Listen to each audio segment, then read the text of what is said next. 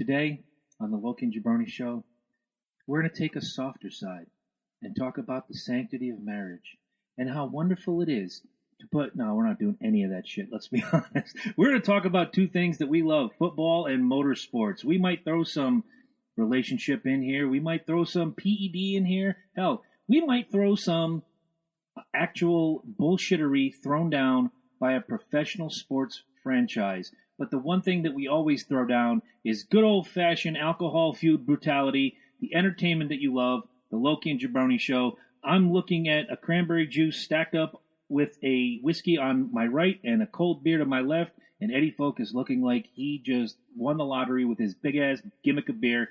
Let's get the party started, shall we?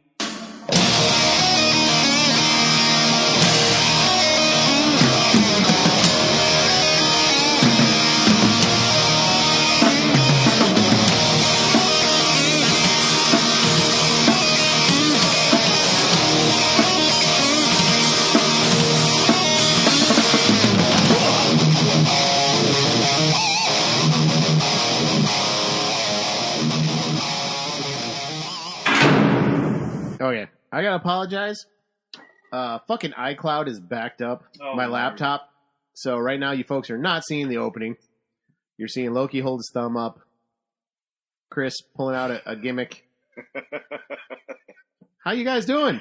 Yeah, baby, we're doing great. Fucking-tastic. Doing great.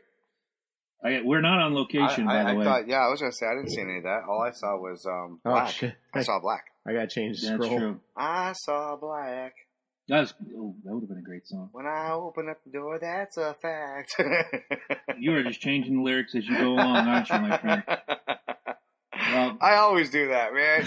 So to the left of me, as always, is my partner in crime, the co-host, co-owner, co-everything of the Loki and Jabroni Show. 5 for 4, bitches. I'll talk about that in a few minutes. 5 for 4. Jabroni, I am Loki, the man in the box, behind the box, and squeezed into a box. He loves box. I heard that. I love the box. And his name is loves the box. Mr. Eddie Focus.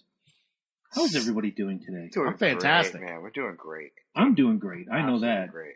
Now, I'm curious, because usually, unless you're new to the show or you've been living under a rock for 150 plus weeks, we go around the table and tell us what's on our mind. And somebody, and I don't want to mention any names, but his initials are Loki. Yeah, L-O-K-I. Put up a video earlier promising I don't do often. Promising us a pretty good rant today. Yeah, absolutely. First of all, hello everybody, turn up the volume a bit, says Ange. Hi fellas, says Janelle. Happy storm, everyone, says Stacy. Thank you to each and every one of you. We appreciate it. I don't know what we're turning up. Eddie's turning knobs. I'm turning knobs. I didn't turn shit. Mike's playing with his knob. I am playing with my knob. It's what we do. I am It's playing what with we do. First of all, like I said, in that video, if you guys missed it, the reboot. Everybody's about the reboots lately. Everybody's about the reboots. Well, you know what? We are too. We're rebooting, and now, after this episode, 2 episodes. What does that mean? Well, you're going to have to tune in, and we are going to give like little hints here and there during the show and other shows as to what's going on. This show is actually a hint towards the reboot. What up, Breezy? Thanks for watching. I have no idea what they're talking about. If anybody's looking at me, nobody does. Nobody's looking at you. No fucking clue. Looking at you. I probably should know, but they're not. All right, so we have talked time and time again about trolls. Trolls on the internet. Oh, yes. I've actually found something worse than a troll. And what is that? An ogre! The ogres like a grotopotamus. They're like onions, yeah. If I can't bring up that anymore because I brought it up the last time when we were in Groton. I got flack for it because there's a lot of grotopotami in there. There is. That's where they're from. The Grottweilers and Grottopotami are from Groton. There's no way around it. There's no way around it. All right, moving on. So everybody, y'all are part of like different say rooms or whatever it may be. Oh, like groups and groups. There you go. Sure. Like group. Yeah, there are groups I belong to. I don't even want to be into. For example, I'm in this group called the Dirty Sanchez. Now, I'm not going to say who, but we have a common friend in the Dirty Sanchez. Okay. And he says stuff on there Oh, these are Facebook groups. Right, exactly. Yeah, exactly. like the old No, I'm chat going through the rooms whole used to troll. go I'm to. going through the whole troll. This is the whole social media troll thing. Do I get to find out who it is? We've asked it. I want to know now. I can call them out. I don't want to know now. No names. No names. Okay, no. If there's no names, Here. there's no names. Write that shit down. I'm curious. Hold on. So, anyways, when he's on this, he's a totally different. I can't. I think I figured it out. Yeah, he's a totally different person. You know what I'm saying? Right. There's certain aspects that you fulfill, and there's certain things that go on. Now, regardless of whether that's true or not, right? Mm-hmm. You still have a life outside of this. Of course. You still have people that know that you're connected to this outside of it. Yeah. Now, fast forward. I'm in another group, and this one has absolutely nothing to do with what we consider common life. And it's funny that you brought up the point about Boy Meets World and the fact that his brother now does painting miniatures. Will Friedle. Yeah. Because this is what it leads to. This is a Warhammer 40K. And for those of you guys who don't know, I'm heavily into these games, into these little tabletop games, and I love my video games and shit like that. Right. Well, 40K is one of my games that I really love. This is a site where people can sit down and they can go, hey, I want to do some painting, and here's what I did. Do you like it? Do you not like it? Do you trash it? Do you not trash it? Well, 9 times out of 10, people don't trash it. Well, recently, I invited somebody to this group because I felt like they play, and they hinted that maybe they wanted to start really painting an army. So I invited them to this group. Well, there's 2 parts to this. Okay. Now, I don't know if y'all noticed, and this goes out to everybody, but I actually took a break from Facebook and for social media for like 2 days. I literally went off grid for a little bit and came back with the purpose of specifically watching what happens afterwards. Right. Because when you go on social media every day, you almost get numb to it. You almost literally can see, it's like the numbers in Matrix. Mm-hmm. You know what I'm saying? It just scrolls. So you just sit there and you fucking scroll. You scroll. Well, take a break from it. Take a break for like a day and then go back to it. And you literally start seeing these numbers start making patterns. And I'm not even fucking with it. There's apps that'll completely shut off your timeline so that you can just stick to the groups and shit you want to do, but it'll actually shut off your news feed. You don't see anybody post anything dumb. Even the Cash Me Outside girl can't break through. Thank God. I love that. I know Jabroni needs that. So anyways, point being, not her. This gentleman, as I'll put it, because I use the term friend loosely. I really do. Yeah. Acquaintance. There you go. He's more than an acquaintance, though, because I do hang out with him occasionally. And like I said, no names. Bob Backlund. Oh, no. Bob Backlund, no. He's a righteous man. He would not do this. He doesn't say anything for a couple days. This guy puts this painting up there, and this is the first time that this guy's ever painted. Now, granted, I'm not trying to say that this guy can't paint, because this person in question is a very good painter. Okay. Professionally, better than me. I consider and you've seen my shit. And I've seen some of your work, so yeah, I'm pretty decent. I'm decent. You know what I'm saying? Until I see a picture of what they have to offer, I'm just good. He's good. Trust me, he's good. Well, you going? Oh, God. Just trash this dude. 23 years you've been doing this? Almost? Me? Yeah. Yeah. So I've got some really good tricks now that I think when you really started. And I got some really good tricks now that I do that kind of speeds up the time, and I teach Alex and shit like that, and blah blah. So, anyways, this guy trashes this fucking dude's painting, and the guy is like fucking livid. So, anyways, the dude, the admin boots him out instantly because he doesn't stand for that. But then goes after me. Because I'm the one who fucking invited him, right? Now, I've been in here for almost, I want to say 8 months now. It's not your group. 8 months. No, I know it's not my group. How do you blame you for it? Because I invited the kid. You know what I'm saying? And he's the admin. He's the one that's in charge of this group. Oh, the admin's pissed you. Yes. Yeah. Oh, I'm sorry. You went right after. I thought you were saying the guy you invited right after me, right? Oh, you invited this guy. He knew the rules, blah, blah, blah. Why would you invite this I got the same person? thing, I want to say a year and a couple weeks ago. I invited someone that we all thought was a friend into a group. He decided to take personal pot shots. Guess who? At us.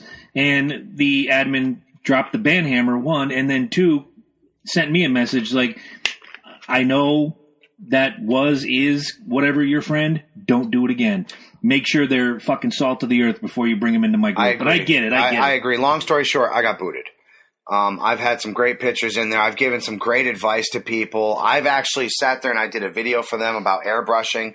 So they lost a good painter in that community. You know what I'm saying? I'm sorry. I'm not sorry. Whatever. You guys made your decision. You know what, though? If that was the first time that's happened, though, I'm going to say the admin's an asshole. No, he is, and people have said that. I even got private messages on the side. Why? I even got private messages on the side. I'd love to show you these guys, like, literally were like, I'm going to miss you. Like, you had fun to this, like, blah, blah, blah, blah. I really wish, no, exactly. But let me that. run on your point real quick. If you're running a group, and whatever you want to call it, people who wear black baseball caps, and you have a set of rules, and somebody breaks those rules, and you brought them in, I'm not saying he should have gotten booted.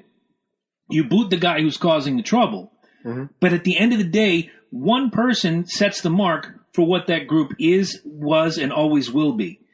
So for him to make that decision to boot Joey What's-His-Nuts, no skin off our backs, but the fact that he took you with him. That's bad for business. Well, I mean, it's his choice. He went right after me. He went right after me. I just want you to know, like, he went, I mean, and like I said, I've been there for 8 months. I put a lot into this site. I really have. A lot of my paintings are up there. They're still going to be up there. Like, is he going to pull those down now? You know what I'm saying? Like, he could. Or he's got to. I mean, essentially, I'm not there no more. You know what I'm saying? But my point is this, and this is how I break it down. You got to realize, like, when you do invite people into things like this, they're a reflection of you. It's still your life outside of this. Social media might just be that social media, but people take this shit seriously. Way too seriously. And thank you. And beyond that, people will like, so now you're incorporated with Ange. Everybody knows through whatever that you two are dating. The same with me and Janelle. You know what I'm saying? They all know that we're together. And now conversely, they have their little group over here. We have whatever we do here. And so now it all kind of interweaves with each other. Right, exactly. Now, Bob. The point being now, when that does intervene, when things, like I said before, when this gentleman is being a dick and you have friends that are on the same place with you, they know what's going on. They know what's going on. They see what's going on. You have to have a certain respect outside, and I guess I should have seen it coming. I guess I don't know. Thank you, asshole number one. Oh wow, he's moved up to number one. Number two, it is. Hello, Craig. Thank you. I guess I'm almost disappointed with myself, number one, for not being able to, to see that, because this was a good group. You know what I'm saying? And that's what I'm kind of upset about. One of the comments, real quick, before you go on, Ange says you can't be held responsible for someone else's words or action. That's not cool. I agree. I'll go. But that's what happened here. But this is what happened. That was the 20. You got held responsible for someone else, and. But it is my responsibility because I brought him in. This is a closed group. This is a group that only people are allowed to come in. Here's the thing too, and I agree and disagree with Ange. At the same time, this is what self-policing is. It's like, okay, here's the group. You're self-policing. Right. If you fuck up, like I said, I still think the admin's an asshole. Because I would have been like... I agree. I would have been like... At least give him a shot. At least give him a shot to explain himself. Or at least be like, dude, you've been here for 8 months. You've contributed a lot. Like, not cool inviting this guy. I would have been like... I probably would have given you the same speech I'm giving right now. Be like, hey, dude, I count on everybody to self-police this group, to keep it clean, to keep that element out. Right. Consider this your first and only strike. Wow, that's good. See, I don't get pissed off. I'm not upset about that. I don't feel like one of the reasons too, and I'm playing devil's advocate here.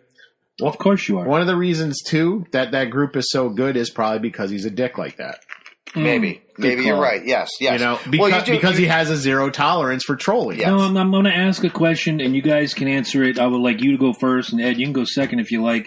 Everybody knows how I feel about this. Do you think that some people play themselves off to be different people online, social media than they are in everyday life? It's exactly where my point was going with this. Was there's something worse than a troll, and that's what this creature is. And that's a person that does portray themselves as something that's completely different. And I have a pretty good feeling that every one of us sitting at this table are going to be the same, whether you're hacking away at your phone or on a computer or face-to-face. We don't hide who we are. But there are some people who maybe are timid in real life, and then once they get behind that keyboard, they're delts and they flex. Like what? What? Because the thing with this, you said he just started. I have the power. That shit. He's been there for about 2 weeks. Well, I mean, by the time like the painting and all that, he's just really got into it. Back into it. He's a great painter. He's a great painter. I thought he was getting new, and I was like, so he's being a prick about something he doesn't understand. He was getting back into the painting aspect of it. He was getting back into the Warhammer aspect of it. He should know better. Kind of his persona. I kind of knew it was there. You know what I'm saying? Like, but I kind of thought like Warhammer, it wasn't part of it. You know what I'm saying? Like, and then my last aspect is, and this is the flip side.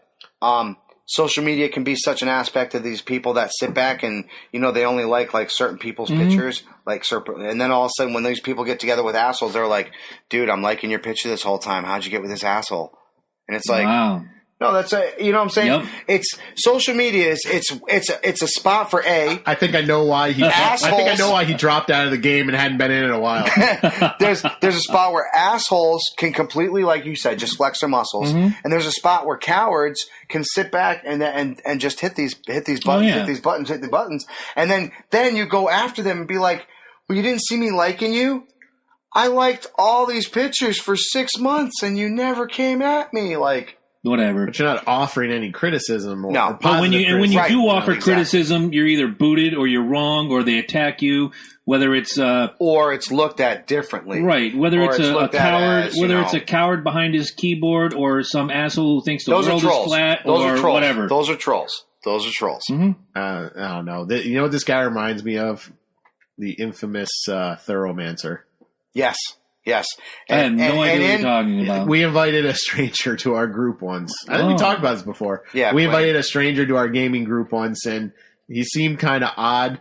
And later down the line, you find out he's just fucking crazy. I found out just recently, like a few years ago, the name popped up somewhere, and he's just like a full-on fucking racist. Well, all right then. And I'm just like, wow. Well, we should have known with Thoroughmancer. I mean, shit's fucking boom. Question from the Peanut Gallery. Do you know this guy in real life or only through Facebook? No, I know him in real life. Okay. Oh, I like I said, we weren't throwing names out, and I wasn't going to, but no, absolutely, I know this guy in real life. Like I said, that's the thing too. I don't understand why. I've never understood. This is why I don't play World of Warcraft, which was a game I loved. This is why I stopped playing it. I don't understand why people gotta be pricks when it comes to games. Dude, this guy at work, same thing. World of Warcraft. He left for a week, comes back, and these guys were all doing things differently, and they're doing. Oh my God! On his back, right? Exactly, behind his back, and he's like, you know what? What up, Mike? I don't have time for this, man. I don't have time for this. I thought if I'd be gone for a week, you guys would help me catch up, and now you guys are they're conspiring against you. Yeah, exactly. Summertime. I'm working at a distribution center. It's the busiest time of year. I'm working like 72 hours a week, and I would have to go 2 or 3 days without fucking playing. Come back on the 4th, like, oh, finally day off. I'm gonna sit down, relax, play some World of Warcraft. I don't want to do nothing. Fucking. We're going to need people a little more dedicated to the game than this. And I'm like, dude, I live by myself. How about I put my bills and my family first, right? Yeah. As long as my bills are paid, I'll come join you guys any fucking time you want. But until then, thank you, fuck you, bye. I need you to at least do 5 raids a week. You're only doing 1? If that. So I guess my closing for my rant here essentially is just watch who I guess you invite to these things and just make sure you know this. The world's watching. What do I got? I only got 6 people in my game. The world is watching. Like all the folks that like you. That's my bottom line is everybody's watching. Maybe one. They know that you're connected. They know that you're friends with this person. You know that you're associated with this person. So when you say things that are associated with these people, it comes back around. It's gonna come back around. It's gonna fuck you in the ass. Like, you know, I really enjoyed this group. I really did. I had a good time with these guys, and now it's like I'm gone. And it's because I invited one fucking douchebag that I thought I could trust. See, that's the only here's the thing. It's his group. He can do what he wants. I'm not saying he can't. But No, that doesn't make him above criticism, which is why I say you're an asshole. Right. If you're listening, you're an asshole. But he's got 4K members. He's got people across the seas, some great painters. He doesn't need you is what it is. Exactly. So no, absolutely, dude. Absolutely. You know? And it was the first time that I guess it stung me in the face. You know Fuck what I'm saying? both those Slapped guys. me in the fucking ass. So, I mean, you know, But it pissed me off, but it also made me kind of think, like, you know, it does. I don't think people realize that when you do these things, when you try to have one persona, they don't realize that you have a real persona. And it's over here. Right. And people know this persona. Like, so when you act like this persona, people still You better know live you're up here. to that motherfucker. People still know you're full of shit. Like, you know, it's... and that's just, you know... Oh, Yeah, that's just it's the life. So we're going to call them stoolies. Stoolies, all right. So they're not Stoolies. trolls, they're stoolies. All right, well... They're like ghoulies that come out of the toilet. Oh, wow. Dude, I just watched that movie a couple months ago. It was on Man. Amazon. Fucking love it. All right. Well, I can already go around the room and figure that only one hand's going to go up other than mine. You guys hockey fans? Yeah. Go Leafs. Fuck the Leafs. I don't even think they're in the playoffs. I like when I like that the Bruins win. That's Right. Well, I'm still waiting for the Whalers. We're in the Eastern Conference Finals. That'll never That's happen. never Don't get me started, motherfucker. Those Hard for Hot. That's a group I should be kicked out of right now because every time they put up something like, "Wouldn't it be great if the Whalers?" Like, fuck, dude, they left 22 years ago because you wouldn't Dude, support Target them. was selling a shirt. I almost bought it to give to you. When they You know what? For you, I'd have worn it. Look, for you, I'd have worn it. When they were leaving Hartford on that bus, they were giving everybody the Evan White. And dropping the windows and screaming the Evan White. Wow. Hello, Terry. How are you doing tonight? If you're not familiar, right now, the Tampa Bay Lightning and the Washington Capitals are in the Eastern Conference Finals. Congratulations to both teams. Tampa Bay knocked the Bruins out. That's not what I'm angry. It's not what I'm angry about. In sports, you win some, you lose some. You can't win them all. But it recently came out just before this series started that the Tampa Bay Lightning management and the group that owns the stadium, or the arena as it were, sent out messages that you can only sell so many tickets outside of the Tampa area. I get it. You want the locals to fill the arena. Right. Okay, so if you're from the Washington area, or heaven forbid, you're like I don't remember his name. My friend, Mike Friend, he's always on C&J Speedway reviews, watching all the time, is a Caps fan. Now, if he was still living in Ocala and wanted to go to the Tampa Bay Lightning and show his support of the Washington Capitals, guess what? You can't do it. Because the Tampa Bay Lightning management said out loud in a statement that they don't want the opposite team's fans to wear the opposite team's colors in the arena for the games. Now, I did a little searching, and the Washington Capitals have no such rule. So when they play in D.C., guess what? There's going to be Lightning's fans all the way around. One of the cool things about sports in general is that the stadium's not always going to be filled with your colors. Hell, look at our favorite game of the year in November, Ohio State, Michigan. And it looks like you can draw a line. I agree. Right down the middle of the field. Yep. And one side is scarlet and silver, and the other side is blue and maize. And that is so awesome. Red Sox-Yankees games, yes, 98% of the fans are wearing your Red Sox gear at Fenway Park, but interspersed in there is your Yankee fans. Same goes in the Bronx. You want to go to a football game? You were just talking about it before we went hot. Absolutely. Gillette Stadium this December is going to be the New England Patriots versus the Minnesota Vikings. Guess what, guys? It's not going to be all red, white, and blue. Purple People Eaters are coming out, and they're going to sit in those stands. I went to Washington, D.C. for a Redskins game in Falcons gear. Yeah, you're going to take some razzing. Absolutely. You're going to meet cool people. You're going to meet shitty people. All the way around. You're going to meet the most despicable. You're going to meet the greatest. Absolutely. And you're going to share a beer with the opposite team's fans who get it. Absolutely. I'll go to NASCAR, even though that's different. When you're a Rusty Wallace fan in '96 and you're sitting next to an Earnhardt fan, and you forget it. And you, we hated each other until we both crashed out. Yeah. And then we're like, dude, we're out. You want to go get a beer? Hey, and we became friends. I'm still friends with that guy to this day. Try being the only guy in Talladega wearing Toyota gear going, fuck yeah! But no, and NASCAR is a different animal. But team sports, could you imagine the Celtics Cavaliers, who are dead in the middle of a really good playoff run right now? Could you imagine if the Celtics said, you know what? If you're a Cavs fan, leave your shit in the car. Just wear your little polo shirt gimmick and all that. And fuck you. We don't care. Yeah, we got your money. You got your ticket. You get to see your team. Don't wear your colors. That's the dumbest thing. That's the participation trophy of fucking sports management right there. Of the universe. No, right. Pissed me off. You're not going to sell a lot of gear that way. No, I agree. All right. So you're going to hurt the brand. Not only that, these people, you have 2 teams in the playoffs. What makes you think that everybody in that, if I'm doing my math right, it's like 19,000 seat arena that sits for hockey in Tampa? What makes you think all 19,000 people are there to see just the Lightning? No. Oh, yeah. There's another team across the ice. There are people you know who likes to watch the Capitals? Who likes to watch the Capitals? Mia Khalifa. Really? Yep. All right, well, immediately that makes him a Caps fan. Oh, Mia. Immediately that makes him a Caps fan. I'm all about Brooklyn Chase these days, though. I'm not going to go very long. The Tampa Bay Lightning management, you're fucking stupid. The best thing when you're sitting, I would love to go to, we've talked about it a million times, going to Red Sox-Yankees game. You know what the best thing is at the end? Going, it was a fantastic fucking game. Yeah. And everybody wore their colors. And everything's you're having a good time. That's all that fucking matters. You know what? Here's the thing. Matters. Here's the thing. You're going to kill the fun of going to a game, and people are literally going to be like, you know what, fuck it, I'm just going to watch it on TV. Oh, hell. That's only going to go so far. You know how many times I went to the Whalers games wearing Bruins gear? And I got razzed for it and shit on it. I've been in Boston wearing my fucking green and white, baby. And at the end of the day, you're walking out, somebody's like, hey, man, your team played a good game. Yeah, I'm like, good. hey, man, thanks. It's supposed Congratulations. It's supposed to be about the jerseys and the foam fingers and the face paint. Like, exactly. Why do you want to kill that? Let the hardcores wear their gear, but if I'm a Caps fan and I can't go into town, you know what? I would just sell my ticket on StubHub for 3 times the amount and fuck the management. As long as nobody is trashing property. Bingo. Punching each other. Flipping over cars.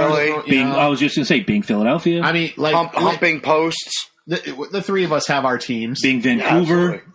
Yeah, I wouldn't have punched Chris in the face because, the Falcons beat the Patriots if that happened. Although you did give a concession speech before. Although I will admit, I walked into a whole other universe when I left and came back. That was weird. And it wasn't just Scotty beaming you up. That was some weird shit. That was weird shit, dude. Like, I wish I could record that and put everybody in my brain that day. That was weird. Yeah. That was weird. That'd be a movie worth making right there. No reboot needed. So I was just happy to win. There's no reason to get angry and get violent about it. No, I hear you. No, absolutely. And here's the thing. And even if you win and you're overexcited, it is not the failure of the other fan. No, just hurt your partner. Right. Throw him on the ground and hurt his ankle. Fuck it. It's not like, haha, I won because you, Chris Jabroni, fail as a person. Probably. Or don't try to catch me. I didn't know you were jumping. Never. I live a Mentos commercial 24/7, motherfucker. Middle-aged men should not be catching each other. I agree. Unless you're Patrick Swayze, but see how that works. All right, what do you got for a wrap-up? Go ahead, quick. I got 2 things. One business, one fun. Mm-hmm. Business. New show. It's up. Nice. I watched a little bit of it. New show is up. The Writer Focus. I'm happy. Finally, been working on it off and on for 2 months. Finally managed to get 16 minutes of video done and put together. Fantastic. Really excited. I posted it on the New England Speculative Writers group, and I've already got people like, so, hey, you need someone to interview? Wow. So, yeah, shit's going to happen with that. Really happy. Second, my favorite book in the world right now is The Bible? Passage. Oh. Yeah, I saw you. The Quran. I saw you quoted on that. Yeah. Yeah, my favorite book has been turned into a TV show and then premiere on Fox. I shared the trailer already. Pretty excited. And Zach Morris plays one of the main characters. Nice. So. Speaking of which, have you guys ever seen that little subdivision on YouTube, Zach Morris? Oh, Zach Morris is trash? Yes. I love that series, yo. Whoever did that is a genius. Great. Fucking great. Fucking great. So, all right, we're going to go into this real quick shout-outs. Number 1, to our Celtics. Yes. Been blowing fucking minds, baby. They have been fucking blowing minds. You know what the best part about it is? That all the LeBron lovers are crying right now. I love the hate. From and quit. He was sick yesterday. Whatever. Shut the fuck up. Stop making fucking excuses. Around the table. Greatest basketball player of all time. We're actually playing a great game. Mm-hmm. We're playing as a team. Yes. It's what you want the Celtics be doing right now. It's the name on the front, not the name on the back that's important. Real quick, around the table. Greatest basketball player of all time. Just one name. Damn, normally I got to go with Bird. That's just me being a Celtics fan. But I do got to say this. LeBron, he's the king, man. Okay. What he's done in basketball just lately, I got to give it to him. All right. I don't think anybody's going to top what he's done. I respect that, even though you're wrong. I would say, obviously, number 23, Michael Jordan. Bird was a great pick. He's easily my number 2, Ewing number 3. Yeah. But, man, MJ, all day. I think all basketball after the 90s is fake. Okay. I've said that before. I've said that before. I think basketball So you think now this is a true statement then? What's that? I do. For those on audio only, he's got the little bat signal above his Celtics gear. It was so fake it fell off within a 30-second time limit. Right. No, nobody. Here's the thing. Quick, going back. And real quick. Yeah. Brooklyn Nine-Nine almost went out. Mark Hamill single-handedly saved that show. Yes. Mark Hamill, thank you, because y'all know I love that show. I don't watch TV a lot, but Brooklyn Nine-Nine is probably... Have you seen the hashtag going around trying to save some spinoff of Supernatural? No. I guess it's like Supernatural, but with girls. Yeah. And whatever. Yeah. And somebody screamed patriarchy. No, I'm good. I'm good. You're avoiding the question. What? Greatest basketball player of all I'm not time. avoiding it. We just went on a tangent. I mean, you can't deny how great Larry Bird is. Mm-hmm. But my favorite was always Dr. J. Wow. See, we got 3 different answers. Well, like I said, only one of them was modern wrong. basketball. He was really wrong. I don't know. Dr. J was pretty fucking fantastic. But before it was Jordan versus Bird, it was Dr. J versus Bird, and and Magic. You could throw Magic in there. There's just a lot of names. I'm sick of watching all these people during the Celtics run saying, "Oh, well, as soon as LeBron gets his group." First of all, you got to understand. Up. That means when we beat the king, we are the king. We are the king. You see where I'm going with this? Absolutely. Like, I got nothing. I got and nothing. And the next time you see my daughter, ask her why I don't have my green, awesome Celtics sweatshirt anymore. I've said this before. My beef with basketball happened in the 90s when MJ did his first retirement there, and I watched Scottie Pippen walk out on a game. Oh yeah, it's because he had no one's coattails to ride anymore. I watched Scottie Pippen's the most overrated fucking player in history. I watched that, and I'm just like, this ain't real. This ain't fucking real. Vince McMahon. Here's the thing. I'm not denying they're great players, but the sport itself, I think, is so fucking corrupt right now and so phony feeling. I just fuck basketball. And college players are getting paid now. That's what I love about the Celtics team is it's old school. There's no real heroes. I can give you that. Every single week it's a new, or every single game it's a new hero. Right. I'm like, holy shit, this guy came out of nowhere. You know what I'm saying? Like, there's no one player team. Exactly. I agree with you there. When I came back in 2007, which coincidentally fell in with when I fell out of wrestling, I knew a couple of the names. Shaq was there. Glenn Davis was there. I knew Big Baby from his college days. But I didn't know who Rajon Rondo was. He could have been the guy sacking my groceries at the local grocer. But I fell in love with the team. And he is now. The next year, they win the championship. The year after that, they go to the finals. They lose. They're still a cohesive unit. And I go back to that Celtics team that I used to root for back in the 80s. You had Bird. That was your superstar. Kevin McHale. Robert Parrish. Danny Ainge. Dennis Johnson. Jerry Seasting. Just a lot of guys that you just look at them and go, how the fuck does this ragtag group win and win often and do great too. And then I'll go into our NASCAR. There's very few players too. Like when you think about people like Larry Bird and even Michael Jordan when they played games against each other, and they're both saying the same thing about each other about being prompt. Like, God damn, I feel like I just played against a god. That's what I love about Michael. I love about Michael Jordan. I love about Larry Bird is the respect they have. And if you actually listen to LeBron, he has respect. He has respect for the game. Oh, he does, but his fans don't. No, absolutely not. But that's what I'm saying. Statistically, he's a beast. They're right. They're right in saying what they're saying.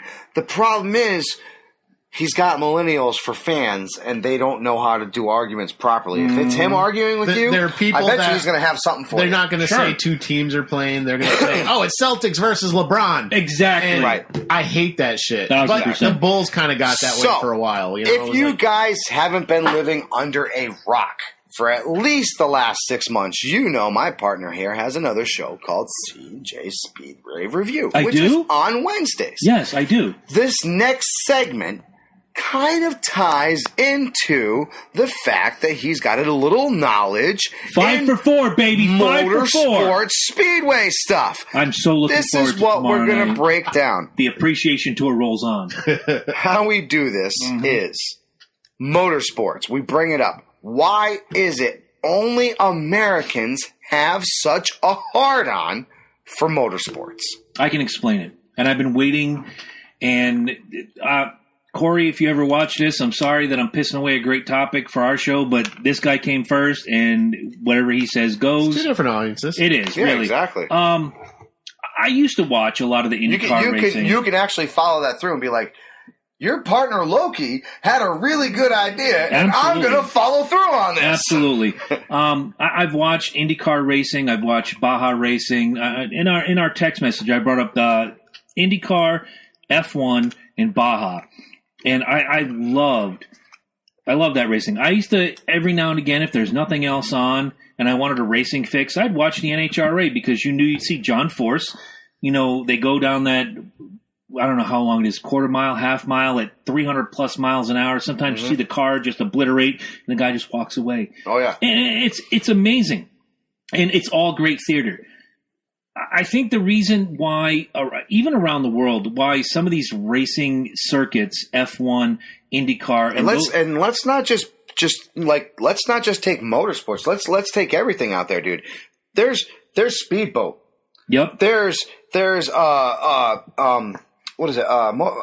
Dirt bikes, motocross, those super fast fucking bikes that fucking people drive. The speed bike racing. They do that in Charlotte. They have a track on the side. If it runs, people race it. Sure. Let's be honest. It's in our blood. I have a friend who does lawnmower races every year for a charity. Perfect example. Fantastic. Perfect example. Jeff Lame. I'm going to tag you in this later. Perfect example. Now, it's funny because now I think they Adam Crandall, you have joined at the right time, my friend. We're talking motorsports. They brought up a very good point. Rio was the perfect opportunity for them to throw a motorsport track and actually introduce. Where is this? Rio, when they did the Summer Olympics. Sure. This was the perfect time for them to actually introduce motorsports into the Olympics. We talked about that over the winter. And a lot of people, right, and a lot of people's arguments was exactly that. Oh, well, it's not a sport. It's not a sport. Cheerleading's not a sport. Racing's a sport. For those of you at home, I'm posting one of the very first race cars on the screen right now. Okay. Give you a little, give you a little kick. How long it's been going on in Paris? It was France is where it really. Yeah, I can see it now. I forget what it was. I think that was my mom in the number 65. To be honest, but a gentleman's sport. There's the hand-eye coordination, the endurance that it takes for you, and you got to think. Just think about this.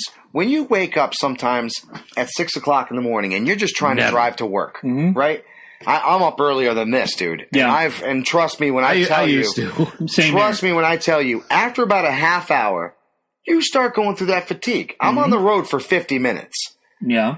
If you're not used to it, I'm with you. If you're not used to it, it's very easy to start getting distracted. It's very easy for your eyes to start wandering. It's very easy to fall asleep behind the wheel. You ever get to the point where you're literally smacking yourself in the face? All the time. When I used to go to all night DJ gigs and parties, I'm trying to drive home. Windows wide open. You're already down like fucking three Red Bulls. The Monday after SummerSlam. Sometimes I'll scream. Now tell me that doesn't have a toll on your body. Of course. Tell me that there's a reason. There's a reason. Before I get into answering your question, Men's Health is a big magazine. Yes. And I don't know, Adam's on. So Adam, if they sell Men's Health in Canada, please let me know.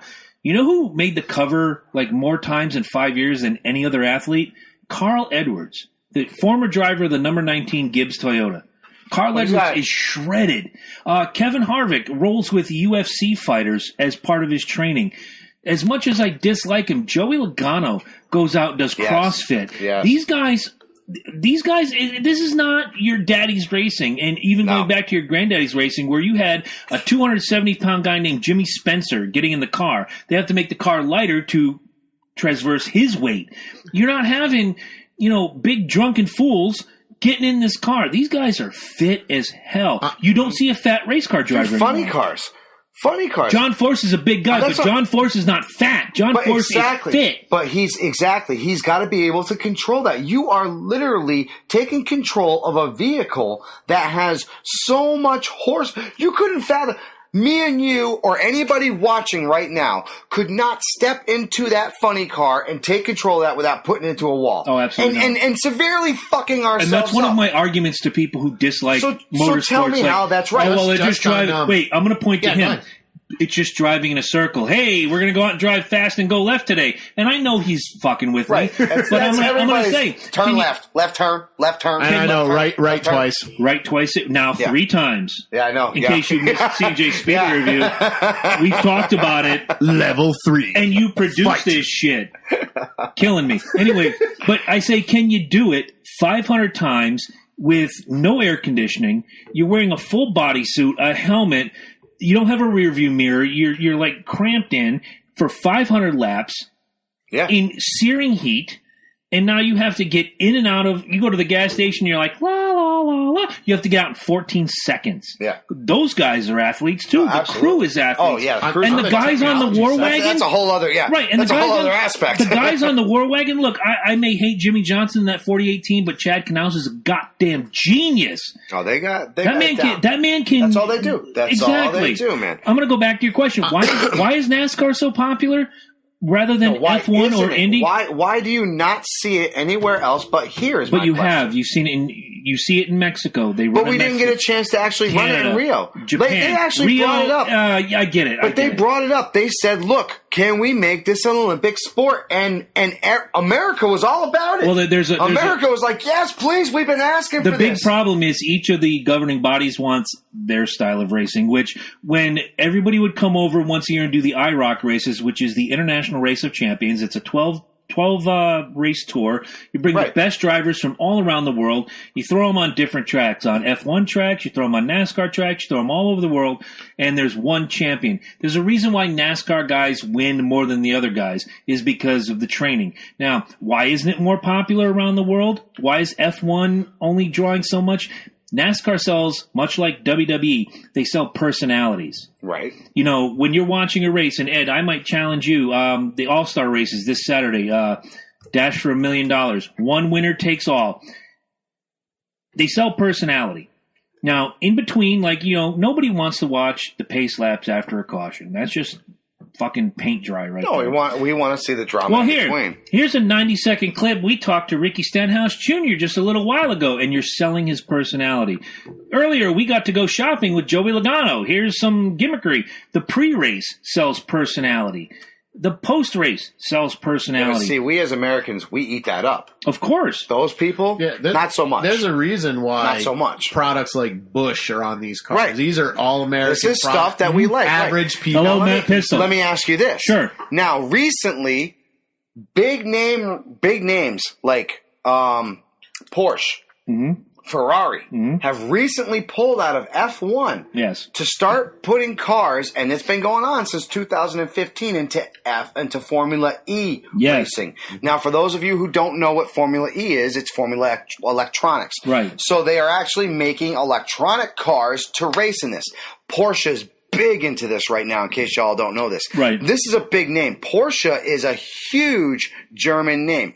Huge people. Lexus started building supercars. Lexus is the next car. Right. Lexus is the next car that just pulled themselves out. BMW's pulling themselves out. They're going into this whole Formula E. Tony Kanaan ran in the IndyCar circuit, ran Porsche engines forever. Right, exactly. Now, with this huge pulling, they're still not getting as much people involved in this as possible. Because you want to invest. And look, I'm just going to speak for myself. I was a Rusty Wallace fan from the get-go. Absolutely, I hear you. You know, and this is the one time where personality didn't come in, but his personality came in later.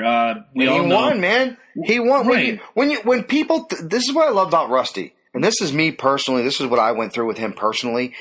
When people talk shit on Rusty, he would win. Right. I didn't have to talk shit for him. Nope. I would just be like, watch. Right. Watch. And Rusty would fucking win. You know why I was a Rusty fan? Personality. My first race I ever went to, shit. he got it done. He wasn't a rookie. He was kind of a couple years in. Yes. My granddad lived in Daytona. we had tickets to the race and at the Volusia Mall, which is didn't just have a very outside big Daytona. Didn't Rusty start a little later in life, too? No, he started really, really young. I thought he was a little more mature than he's as far as. But he had been running since he was 13 years old, so he had the maturity built in. As far as in the actual division, yes, he started late. You didn't hear a lot about him in his rookie career. Not quite as late as Dick Trickle, but rookie of the year in 1989 at fucking 41 years old. Fuck Dick Trickle. His parents should be ashamed of themselves, and he killed himself a couple years ago. God bless Dick Trickle. I love that guy. Well, how do you think he was born? Richard. Dick Trickle. Yeah, pretty much. Same thing. It was Rusty Wallace's personality. They line up all these drivers on these tables, much like we're at now, and you have this 8x10 with all the little driver cubes. Right. And they have their pictures, and they all go, "What's your name, kid?" "Chris." "Okay, to Chris, Dale Earnhardt." "What's your name, kid?" "Chris." "To Chris, Darrell Waltrip." And Rusty Wallace says, "Hey, good to see you. What's your name?" I'm like, "Chris." He goes, "Hey, Chris, great to meet you. Who are you rooting for this Sunday?" "You motherfucker." You. I'm 15 years old. I'm like, "You." He's like, "Awesome. See you at the track." Not that he'd ever fucking see me, but he invited you. He endeared me to him. Right. Now you're 15 years old and you're walking around. Again, we're going to talk about the difference between 2018 and 1986. I'm wearing Kodiak tobacco gear all over me because that was his sponsor, and nobody blinked an eye. Where, if you had a Jimmy Spencer hat, it was like Winston, number 23, Jimmy Spencer. Nobody blinked an eye. Now, if you saw a kid walking around with Winston Cigarettes hat and he was 8 years old, "I'm a Jimmy Spencer fan." You can't wear that. It's a fan. Yeah. Another tangent for another time. They're selling personalities. That's why NASCAR succeeds. I'll go back to Kevin Harvick. I knew Rusty was going to retire. He'd been talking about it. We didn't know when. It ended up being 2005. We lose Dale Earnhardt in the Daytona 500 2001. The next week, they come back. Here's this new car. It's not black. It's white.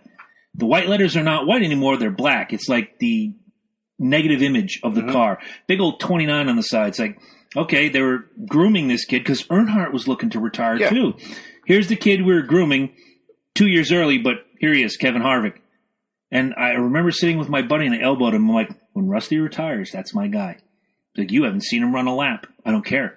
Takes balls to get in that seat. That's the seat of a legend. It was the same crew. It was the same team. It was the same ownership. That's my guy. And as he ran, and I met him that year in Darlington in 2001, again, personality. It just came through. He was glad to be there. I met him half a dozen times over the years.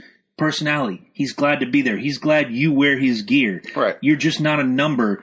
You're a fan. He appreciates you. He appreciated me more because I told him we share a birthday, and he's like, fuck, that's pretty cool. That was his exact quote. Fuck, that's pretty cool. Right. Signed my gimmicks, and off I went. That's a good guy. So NASCAR sells personality, much like when you watch wrestling. I had a professor in college, even though I never went to college, who psychology. And I wore a wrestling T-shirt to school one day. And he pulled me aside on the way out. He goes, wrestling fan, huh? Yeah. Well, why do you root for Shawn Michaels? And I kind of, my eyebrow kind of went up. I'm like, okay, this is a weird question. Why do I root for Shawn Michaels? Well, he's cocky, he's arrogant, but when he gets between those ropes, he really, he slaps it on, man. He's fun to watch. He's an athlete. He goes, you know what I found over the years? People root for professional wrestlers. And he looked at me and says, and I'm a wrestling fan. People root for people they see themselves in. Right. So, and I'm not dogging Jimmy Johnson fan, Kyle Busch fan, Joey Logano fan, anybody. Earnhardt fan. I'm not dogging any of you. You root for the people you see yourself in. Hello. Bret Hart, Randy Orton. I look over here. Junkyard Dog and Hillbilly Jim. Don't even start with me on Hillbilly Jim. They're selling personality. And that's why NASCAR succeeds. And when they can go to Japan, they can go to Canada, they can go to Mexico, and they tried to get a foray into London. But they're still only selling them. And I'm going to wrap it up for you, sure, like how I wanted to. Yeah. And I want you in on this because I do have something to say. I'm going to really make it easy for you. We have a network called Speed. Yeah. Mm-hmm. One of my favorites. Like I said, there's boat racing, there's camel racing, There's lawnmower racing. There's everything on there that you can think of. If man can get on it and race it, we're racing it. Bicycle racing. The Tour de France draws big numbers That's one. every That's one. fucking Right. year. That's one. And I was going to bring that up, and I'm glad you did. Absolutely. My point is, this is an American channel. Speed is an American channel. We will race anything. Nobody else races anything. Nobody else does this. Bikes is completely different because you're kind of, you yourself, you can actually look at that and say, that is a sport. Oh my God, these guys go through training. There's a lot. There's a lot that goes into bicycle racing. Italy, you got to give them some cred. They're into the racing. Right, exactly. Yeah. But that's the whole F1. Right, that's the whole F1. But when you look at a crowd in France and Italy and you see the stands, they're packed. When you look at the stands Cars only, though. Cars only. I have a theory. And they got to be Porsches, the Le Mans. Right, exactly. There you go. Shit like that. They got to be that whole fancy shit. If it's not image, the bourgeois. They want nothing. Right, there you go. There you go. They want nothing to do with it. So as Americans, are we really the only nation that is obsessed with speed? No, but we're the only ones that sell speed and personality together. Yeah, but who's the last speedboat guy you know? Who's top right now in the speed? Because you know there's a speedboat division, right? Yeah. And you know there's a badass one. They're probably making like $120,000 a year. The last one I remember is Joe Bernstein, and he was fantastic. But you brought up a name. But see what I'm saying? That's late 90s. It's out there, but we don't know these. We don't know these images. But that's what we do as Americans. Is we try to. Adam, you're going to get the ban hammer if you keep this up. I'm. All right, let me read some of Adam's comments. I was going to say, wow, we've never ban hammered anyone for this. Well, we've only ban hammered one person. He deserved it. Adam's fucking with us. Go back through some comments. Right. Let's get some people in on this. Eddie, go ahead, and I'll read Adam's comments. A couple points. One to. You were talking about people who are just like, oh, it's just racing left-hand turns. Right. And yes, I'm fucking with you. I know. But, I know you are. You wouldn't produce a fucking NASCAR podcast if you didn't believe in the concept. I'm a greedy capitalist. The concept. Yeah, that's true. and again, not that it's bringing in any money, but... Not yet. Working on it. And a Michael P. Keaton fan. Here's the thing. It's true. That's my boy right there. All right, continue on. But, no, but like on the driving aspect of it, if anyone who thinks it's no big deal, take a car, any car, strip the interior out, take like the door panels out, take all the sound dampening out, remove the rear motor mount, take it for a drive. If your arms don't turn to jello from that fucker vibrating, you're the Incredible Hulk. I'm sorry. There's a lot of because these cars are stripped down to the basics. If you've ever looked, you're right. Yeah. You looked inside one. You went to Talladega with Toyota back in the day. Well, I didn't get to go to the cars. We didn't get there that early. Did you see one of the show cars though? No, we tried to get there early enough to drive in a pace car. We didn't get there early. All right, the show cars are basically the car that you see on the track without an engine. Crystal Ball has had NASCAR. Yeah, they've had them out there. I've seen them. Well, we go down near Waterford. The seat is a bucket. The seat is a bucket. There's nothing comfortable about that shit. Okay, the steering wheel, if you look at it, is really basic. Yeah, and let's be honest, if fucking Dale Earnhardt didn't die, they wouldn't have fucking put the goddamn fucking wings by the head. There's so much safety since Earnhardt died. Yeah. So listen, you got probably one of the fastest engines in the world. It's doing its thing. That vibration rides up through the steering. You can still feel it even with a regular car, but you take all the things out of it that make it tolerable. Like I said, remove that rear motor mount and tell me how it feels. I know, I've done it. Yeah, I'm pretty sure.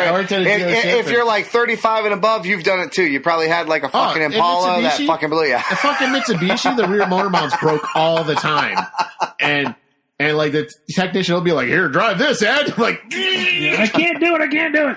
And as far as the popularity of, I can only speak on NASCAR because that's our best example. Right? No, and I agree with that. That is our best example. I actually have a little evidence to back this up. The only thing I can really feel is the popularity of NASCAR and the popularity of these other cars in other countries is because those are the cars they build.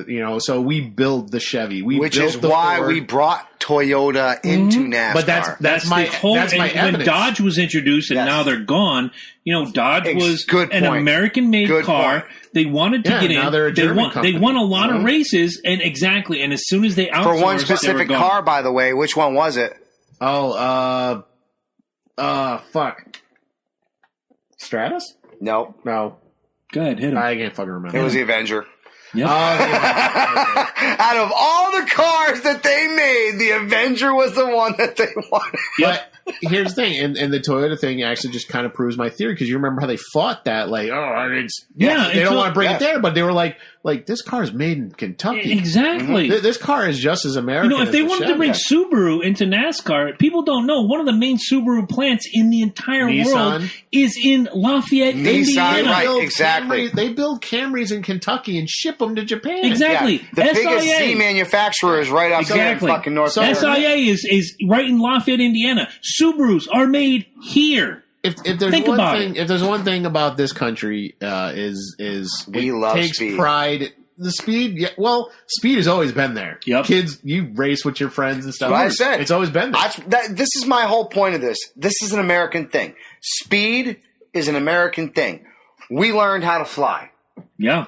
We were the first ones. I think speed is a We human were the thing. first one. No, Everybody wants to be I think it's an American thing. I'm breaking it down just like that. I just think we were the better. first ones to actually put a fucking engine into a car and actually make that shit fucking go. Mm-hmm. Yeah. We were the first ones to put this shit onto a goddamn racetrack and say, can we put this even further? No, the Parisians. No, French. That's what I'm saying. French. That's what I'm saying. What, cars? Yeah. Car racing, yes. The first race, that picture I showed you was a French car. Yeah. They were the first ones to do it. But what I'm saying is, I think as Americans, we took so much pride in our machines and our achievements. Oh, we love machines. So I think that's why NASCAR we love machines, NASCAR exploded the way it is. And that's why there was so much resistance for Toyota coming into NASCAR. Yeah. But like you said, that car is just as American as anything else. Matter of fact, all the American cars are built in Mexico now. Yeah, right. All right, so what do we got for the peanut gallery real from quick? Adam. And only Adam. Corey. Adam. And I know Adam's talking with me. Corey just joined. All right, Corey, you missed all the good NASCAR talk, but now we're going to get into Adam Crandall and his, I don't know what do you call it now. Experience. No, he's not going to get bandhammered. What do I call it? His hypothesis of horseshit. And here we go. All right, Jimmy Johnson is the best of all time, hands down. I would say he is tied for the best of all time with, I don't know, Earnhardt, Petty. Everybody is entitled to their opinion. Fuck LeBron James, by the way. And that's what Jimmy Johnson is LeBron James. Let's see. Kevin Harvick, if he was groomed by Johnson, would be one of the greats of all time. I don't know. Kevin Harvick was groomed by one of the greats, Dale Earnhardt Sr. Thank you. You're pissing on Dale Earnhardt, right? So yeah.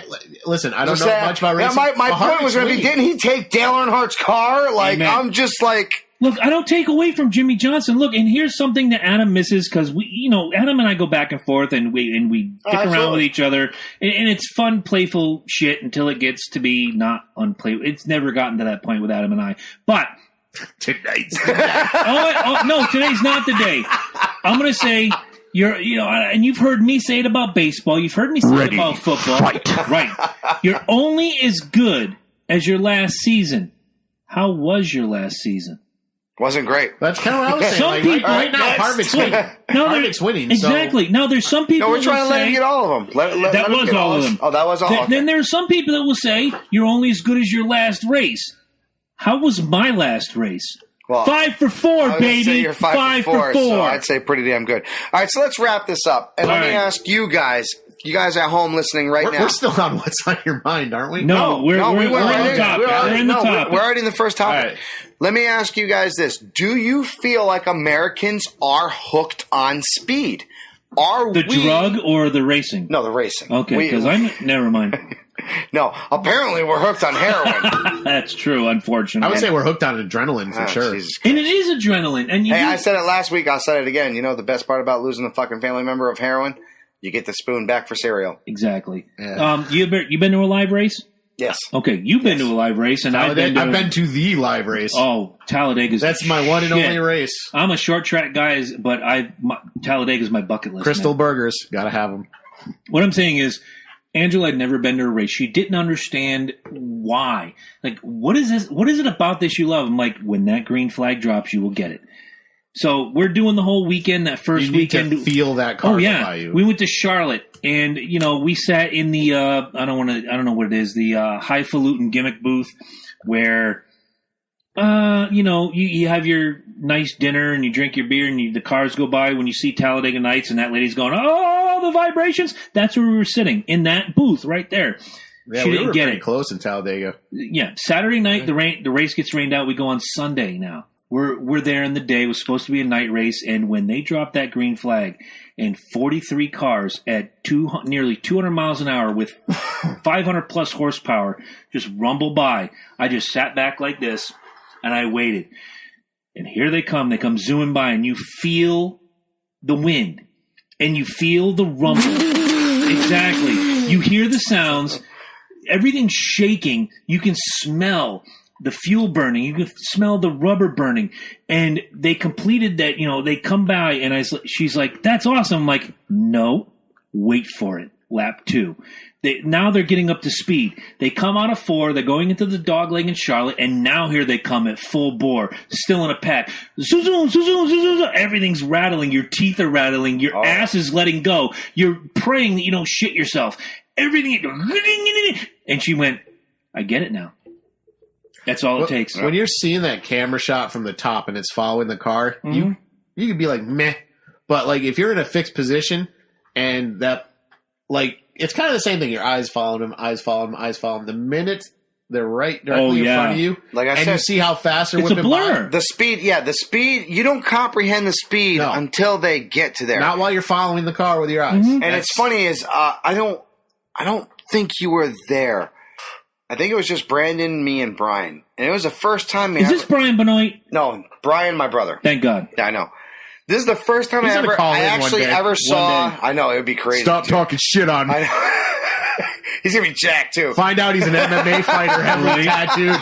He's changed his name to Navy, bitch. He changed his name to Nate Diaz, and he's beating the shit out of people in UFC. So, like... He's gonna show him in a Blair Tugman fight one day. We'll be like, oh! First time I ever actually realized what the speed of sound was is I'm in the projects, and if you guys know Donahue Drive, you've been up there before. Donahue Drive up by the turnaround. Oh yeah, and we got this hill that goes down. Adam, they get it. Just to answer your question, Adam, they get it. They get it. At the end of the street, I have just some random dick hammering, and you see him. He was hammering with his dick? No, a random dick. A random dick is hammering. In other words, a worker for the projects. Originally, you said a random guy's hammering. No, I said a random dick was hammering. A random dick was hammering. That happened a lot. That's what I said. That's what I said. That's exactly what I said. And on that street, yes. I know. So anyways, as he's hammering, you see him hammer, and then the noise hits off. It's literally 2 seconds. I'm like, this is the first time I've ever seen this in my life. You've heard about it in school.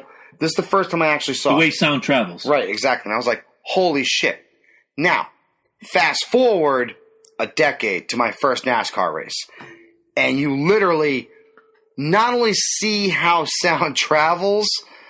You learn how wind travels. You learn everything about sound just from these vehicles. It's thrilling. It's amazing. It's incredible. I just got to say, like I said before, I truly believe, I think Americans are fixated on speed. I don't doubt it. And I think that's why motorsports are so popular here. I think any thrill seeking. Right. Anything against a heart pump. Let me equate it like this. Any one of them. Hell, we can even break down the MC universe. Sure. Tony Stark. Is he ever satisfied with his fucking armor? No. Ever. Nope. No. Changes it all. Always got to boost it up. It's always got to get faster. Is Rodney Childers ever happy with that 4-car before he sends it out on the track? Nope. Constant. It's always. During the race, they're always... Guys, if you think it's all just go fast, turn left, listen to a scanner one time. What's going on with that car, Kev? And I'm just going to Kevin Harvick because I listen to him, or if we're at a race... Kevin needs to start paying us some fucking money. Which is actually a really cool feature. Nowadays, I think that's really cool. Being able to actually tune into the person's radio and listen to what's going on. I want to say in the late 90s, because I remember being at Darlington. At the actual Yes, but you have to be at the actual at the actual track. But now with your gimmick phone, right, exactly, you can tune in. When Sprint was the sponsor of the cup racing. We had headset from Sprint. I got it for free. Yeah. I could sit on my couch, watch the race, or I could sit at Mark's house, watch the race, and have the scanner on. Like, what's going on? Mark's a Brad Keselowski fan. What's going on Brad's car? Hold on. All right, he's unhappy with this. He's got a vibration in the left rear. He's going to bring it in. He's thinking about 3 laps, et cetera, so forth. That was free. I could do it on my gimmick phone. But when you go to the races, it was in the late 90s where they started offering racing electronics. You could listen to the scanners, and you could listen to the radio feed as it was happening, much like you guys are doing right now. As we're recording this, you're listening to us.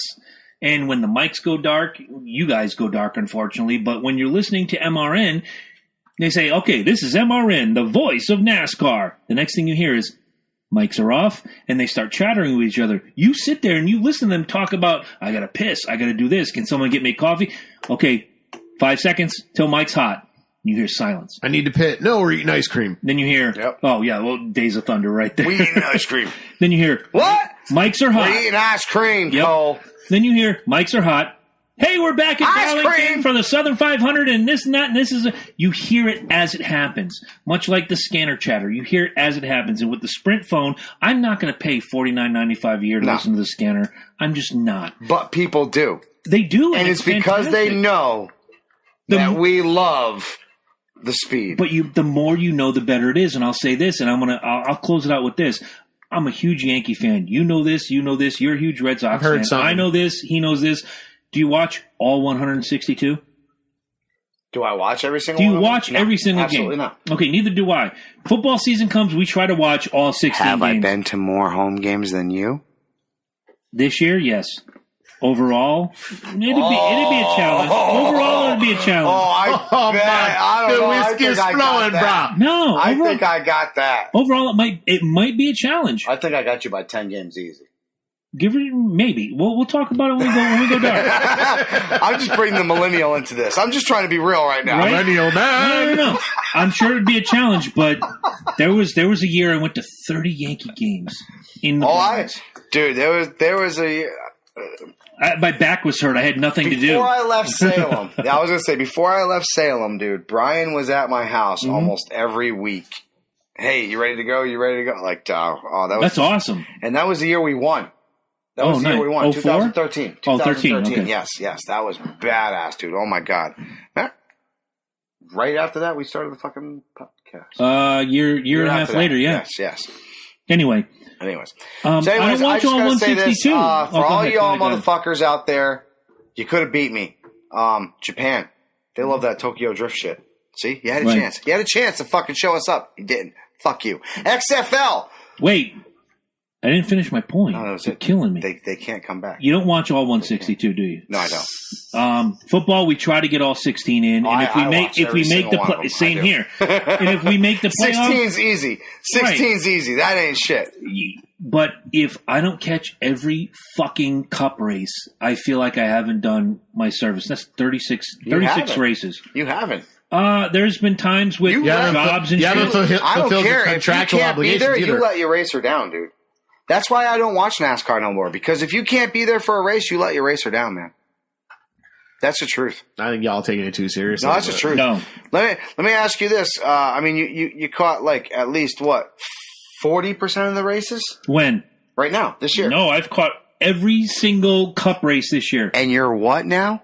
5 for 4, baby. 5 for 4. I rest my Look case, at it like Your this. Honor. Look at it like this. I rest my case, Your Honor. Let me give Adam a little something to think about. Only one driver in the last 22 years has done what Kevin Harvick's done. His name is Jeff Gordon. He's a 4-time champion. Thank you. Fuck you. Bye. Hey, where's Bubba? Bubba Wallace? Oh, we don't want to talk. We'll talk about Bubba tomorrow. How often have I watched NASCAR this year? Once, I believe. So thank you. I have personally failed Bubba. See where I'm going with this? I do. See where I'm going with this? I do. All right. Now we are leading on to our second topic of the evening, Gimmicks. folks. Please. Coming up. XFL, we have talked about, is trying to make a comeback. 2020. Trying to make a comeback in about 3 years from now. 2 years. 2 years. A year and a half. Yeah, you're right. About a year and a half. You want to try a swig of this one? Yeah, get him a swig of that gimmick. I'm gonna buy one next week. I'll bring some beer next week because I got my thing going. I brought these giant ones for Loki, and he's. I know. We got to drive through a tornado later, so you might want to be a little sauce. By the time we're done, it's supposed to be over us. Okay, well, good. Let's keep going. That's what they said, but. Thank you, Adam, for everything you had. I haven't had a beer in what? Yeah, for all you listening, 3 weeks now? We're braving the tornado for you guys. This would be like 4 weeks now. 3. I thought it was 3 weeks, right? Could be 3. 3 weeks since I had a beer? I don't remember what I had for fucking... And I actually haven't had a Crohn's attack, so... Maybe you're right. I know, but this is hardly real beer. No, I hear. I really. to break it down though, before we go on the XFL thing, I really think you're right. I think it might have been the IPAs. I was kind of going crazy with the IPAs. They're so delicious. No, they are delicious. Actually, I should say since you stopped bringing them, I haven't had a hangover on Wednesday since. I've never had a hangover on Wednesday. That's because you're like Keith Richards. If you were to stop drinking beer, you'd probably die. Why don't you tell that to the lady upstairs?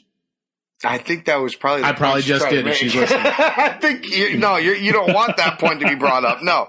Let's 86 that if you stop drinking beer, you'll die. Probably.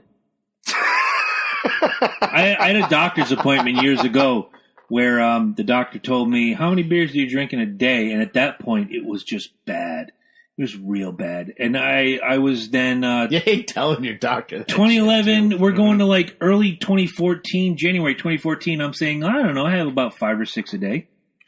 And he looked at me and goes, 5 or 6 a day. I don't do that now, just so everybody knows. I try to save it for podcast day and race day. So you all... And football, when it's football Sunday. And he says, you thinned your blood out so much that in your x-ray I found a clot. But... there's no worries. We're going to go in and we're going to do this and whatever. And I thought to myself, drinking beer just saved my life. Well, you know what's funny? Thank you, fuck you, bye. I had my moments. At my peak, I would just fucking... I don't know why. I was just hooked on vodka martinis the longest fucking time. And I was pounding them 2 or 3 a night. And literally, I would make one, have it next to my bedstand. I'm laying down sleeping, sipping on this thing. I can't. Wake up the next morning half drunk and I'm just like... I can't. I can't. I love my whiskey drinks. And Angela, can't waste it, man. Angela brought up to me the other day, we have all this whiskey. It's fantastic, different styles and shapes and colors and sizes, and we haven't made whiskey drinks in a while. Bring it on down. I'll make one right now. Bring it on down to Podcastville. We had a question. That bottle of Wild Turkey's been sitting there. Question. That's for a bad day and a bad day only. That was the. That is a bad day. That's Wild Turkey, bruh. That has meaning for a gentleman that passed away some time ago. I was going to say, that has meaning for me, too. I stopped drinking Wild Turkey when I was 13. That's what the principal drinks. That's what the principal drinks right before he suspends Beavis and Butthead. We had a question from the Peanut Gallery before we talk about the XFL. Gabriel asks, in the NHL, who do you think is going to make the Stanley Cup Finals? The Penguins. You think you're intelligent? Give me some info. They're not even in it. The Mighty Ducks. You know what? I'll just... That was awesome. Gabriel, let me just give you my honest opinion. Right now, the hottest team in the NHL is, strangely enough, the expansion team, the Vegas Golden Knights. I see Vegas going all the way to the finals. Golden Knights? Yeah. That is a cool sounding team right there. They got a badass logo. They're on fire right now. Play with a suit of armor. They're one of the few expansion teams that come out of the box. Do they actually have a fucking suit of armor? No. But they have all the pads and gimmicks and all that bullshit. Oh, I'll gimmick it. Gimmick it to hell. Gimmick it. That's your new team right there. Anyway. That's my, what is that again? The Vegas Golden Knights. They're lacrosse? No, they're fucking hockey. We're talking about hockey real quick. Gabriel they're Hartford Highlight. Fuck yes! Golden Knights hockey rocks! All right. So now. Doyle rules! On the eastern side, Tampa Bay's got the team to beat, but because of the bullshit we talked about earlier with Tampa Bay saying Caps fans can't wear their gear. Bay, hold on. Tampa Bay, fuck. What's going on outside? Oh, the Hurricanes. The Lightning. Oh, Lightning. Carolina Hurricanes was the Whalers. It's a tornado watch. That's right. Right. Because of the bullshit that the Tampa Bay management is putting up, I am so behind the Caps right now. So if you have to ask me intelligently... I know the Caps just because Mia Khalifa. Right. So she keeps me informed. I can't wait till sports aren't allowed to score. Like Mia Khalifa does? It's just a couple of teams just running around. Oh, Jesus, that's no like goal. Some snowflake bullshit. All right, Gabriel. That's next. You know that's next. It is next. To answer your question, Gabriel, in my mind's eye, I see Tampa Bay and Vegas. what I want in my heart is the Capitals and Vegas, because fuck Tampa Bay, fuck them not allowing the other team to wear their colors, fuck them sideways, fuck Stamkos, fuck everything about them. Fuck the fact that they had a female goalie back in the 90s. Fuck Tampa Bay. I don't give a shit. It's going to be Vegas and Washington. Is that a female goalie? Manon Rhéaume. Look it up. How'd she do? Oh, she did pretty decent when they let her play. So why fuck her? It's like a Spartan. It's not a knight, dude. No, it's a knight. That's not a knight. Oh, Jesus, here we go. See, that's a Spartan. That's a Spartan, dude. I didn't invent the logo. Why are you getting on my shit? Because I actually thought I had a new team. I can't support that. Knight would cover the whole face. Yeah, I can't support that. You support the Red Sox. Because I'm a Red Sox fan. They never support changed. the Celtics. Actually, you know who hasn't changed? The Bruins. If they wanted to use that logo... Done and done. I win. Case closed. The prostitution rests. Hang on. All right, I'm about to geek out. I'm about to geek out. You get it. Geek if out. they wanted to keep that logo, they'd be better off calling themselves the Paladins.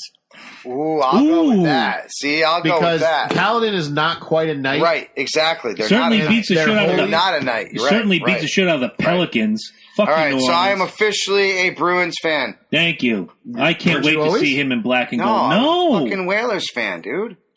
Don't. I never picked another team. It's a sore subject for him. I know I it never is. picked another team. Later on when we pay the bills, we'll talk about that. Never picked another team. And everybody's like, oh, you should be a Bruins fan. I'm like, hello? No, there was a biggest rival.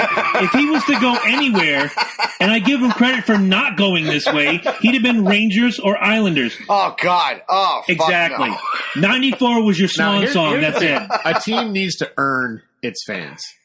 If the Bruins haven't done that for you, that's fine. 2011. Yeah, but he does have that badass fucking the new goalie. Rask? Yeah, that fucking new match. Oh, the bear gimmick? Bear. Yeah, that's He's got badass. his knee. Oh, Tim Pretty cool. Thomas's helmet was kind of boring, but No, Tuukka's got the bear. The fucking bear. That thing's badass. All right. We'll give. Moving right along. Moving on to the XFL. It's funny. It's funny how the biggest thing that you brought up about NASCAR is going to be the XFL's saving grace. I think what they tried to force on fans, and the first time they tried to come through here, was personality. And the only way they sold it was with names on the back of the jerseys. They never actually lived up to the personalities. It's on my list. It's on never my list. actually did that. You know what I'm saying? So it's awesome that you brought up the fact that we love personalities. We do. Americans love Hollywood. Why do you love The Walking Dead? It's a great show, but you get invested in what? Why did we love The Walking Dead? Exactly, because we invested ourselves into a character that we thought was going to be around. Hell, I'm going to say this right now. Carl was better than Rick. Look at it this way. Towards the end, yes. What did we do? Actually, did we do a year and change ago? We did the 13 Reasons Why. We got invested in the personalities. Exactly. Very good point. Very good. Yes. You Your guys favorite were movie. very invested in that. You're a Superman guy. You're invested in the personality. Yes. Right. You were so invested that you were like, dude, we need to make a sub show. Right. That's how invested you were in this. Bonus Show Jones. As Now, a matter of fact, we should point out season 2 coming up this Friday, I think, on the 18th. I know I'm going to catch some shit for this. I don't want it to go into a side tangent. I'll talk to Eddie about this when we get off the air. But I watched the first 2 episodes of Cobra Kai. Yeah, great. I watched the first one. Really, really good. I watched the first one. I have watched the entire series twice. We're going to talk about this as we go forward. Can I just tell you guys that I really like what they did with that whole Johnny character, man? Yes. Johnny was a failure. And he's living in the shadow of a very popular, very impressive Joey Reluso. I've only watched the first 2, and here's what I'm going to say. Johnny's the babyface. Yes. If you want to go to the wrestling term, right. and you just showed the poster, I'm giving a little talk taste. about that later. Little taste. Johnny's the babyface. Yes. Because right now, what I see in the first 2 episodes is that Daniel LaRusso, as much as you loved him, cheered for him, he's an asshole. He is and it's the perfect. biggest bitch. It's perfect. They're selling it perfect. When he was like, Yeah, I kicked him in the face. Yeah, exactly. No, you kicked they're his teeth out, the dude. country club, and his kid's doing the bit with the fucking iPod. Yes. And he's like, oh, well, we'll deal with that later. Fuck you. Be a parent. Be Daniel fucking LaRusso, No, for Christ's sake. He's not. They're going to sell him like this. It's funny. Well, I've watched the whole show. I don't know if you guys watched the whole show. No, I watched. haven't. Here's the thing. I'm too in. I watched the one whole episode. show twice. I watched one episode. I've watched the whole show twice. Don't spoil. I'm not going to spoil it. It is that fucking good. Good. Okay. Actually, going back to, you were wanting about the reboots? Yes. This show is proof you don't have to reboot something. You just need a good story. The Good simple idea. Thank word that everybody's missing in Hollywood or wherever is continuation. This is the continuation 30 years later of where these guys ended up. Right. And here's Fantastic. The thing. And the way the story blends with the boyfriend, the girl, Yes. the kid who wants to learn karate, all this bullshit that's going on. I have a feeling that when I get to, how many, 10 episodes? It's 10 right? episodes. Not When really I get long. to episode 10, everything is going to be blended, and all the fingers are going to be like this, and making that double fist. It's going to make sense. But right now, I am torn. I'm smiling because I know how it ends. I want to But- go on. I don't want to go on. I think, the first two, you know what I'm not compare? sold, but I compare what they've done with this show to, which is my favorite Rocky movie other than the original, Rocky 3. yeah, Rocky 3, I saw that coming. One of the things that makes Rocky 3 so great is the way they humanize Apollo Creed. Of course. So this show humanizes Much Johnny like Lawrence, the last Rambo. who we knew, and he's like, okay, he's got a bad teacher, and we kind of chalked it up to that. Mm-hmm. This show humanizes him to you. No. If you let me flip the script on you. We all saw the YouTube fucking thing. Daniel's a bully. Daniel's a bully. You know what's funny? If you keep watching, they address all of that. Yes. Which is great. Yes, exactly. Exactly. Right. That's from what the I rip. think this show is based on. Daniel's a bully. I think they based this whole series on the fact that Daniel. He didn't start a bully, but he is now. 30 years later. There are things Daniel did that he shouldn't have done. Like when he started getting his ass kicked by the Cobra Kais, he shouldn't have did what he did. Right. He antagonized him. Mm-hmm. Okay, so yeah, Johnny might have started out as a bully. Why go after the bully's girlfriend? They were broken up. They were broken up. Same. They were broken up at the time. So that's freebies. That's freebies. Daniel doesn't know who Johnny is. It might be a little butthurt at that point, just because they were kind of I'll salty. buy it. I'll buy your argument. But yes, yeah. I'll buy it. But here, you know what? Oh God, if you guys had watched it, it'd be so much easier to talk about this. But let me just Cranberry Juice Jones. Cranberry Juice Jones. I like the way. Here's the thing. I like the way. This is what I love most about this show. As you go into it, just like, okay, Johnny was the bad guy, Daniel was the baby face hero, whatever. Mm-hmm. And you watch. I like how you're bringing that in. You watch this show, Big and you're announcement just like, coming up. you're like, wow, these are imperfect people dealing with imperfect situations In an imperfect world. and The difference between the two then yeah, was that Johnny had Kreese right. as his mentor. Just an asshole, as we saw going on in the next two films. Daniel had Miyagi, who was just always straight and narrow. He's just Miyagi's dead, and that's straight. why Daniel's an asshole. Exactly. Skipping that was gonna ahead. be my point. Shit. Skipping. See, I just cut it off for you. That does play a role XFL. there, yeah. XFL. XFL. Go ahead. Now, what formulas do we have to show Vince McMahon? Because you failed. Vince, you failed. It was a failure. $40 million lost. I hate to break it to your big cocked fucking heart, Wow. but it's a failure. It's not here it's a failure. now. He's So- got to hear that. He's got to hear that. I want to bring up does. other failures. Because he downloads every week. He does. I want to bring up other failures of Vince McMahon. Let's go back to the World Bodybuilding Federation. Oh, that was great. Let's go back to What? Ico. Oh, look it up, bro. Yeah. That was Yeah. a dismal fucking failure. To the I had point, no idea. To the point where they signed Lex Luger from WCW to be in the Bodybuilding Federation because he broke his fucking gimmick arm, or he had a gimmick put in his arm. Let me stop that. It's there. Yeah, it is. Yeah. Ico Pro. Forearm, Yep. baby. That's where Ico he Pro. got it. You remember the supplements that he tried to sell? Yeah. How about the music when they signed bands to what was it called Barely at that lasted 2 years. time? Exactly. And the same guy won twice, and he shouldn't have won. Mike Christian was so much better. I don't know why. I watched both of those pay-per-views.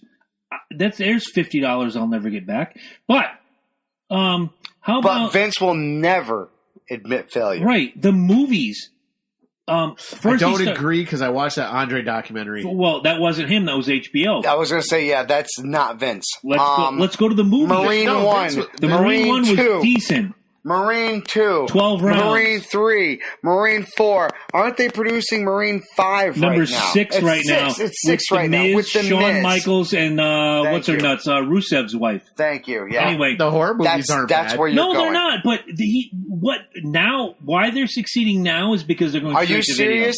Ed Jacobs is actually trying to hide the horror movie because he's actually trying to run for fucking mayor right now. That's how bad. What was it? Kane for mayor. See No Evil, right? See No Evil. Did you say Ed Jacobs? God. No, Glenn Jacobs. Glenn Jacobs. It sounded like you said Ed Jacobs. I'm not running for mayor. He kind of did.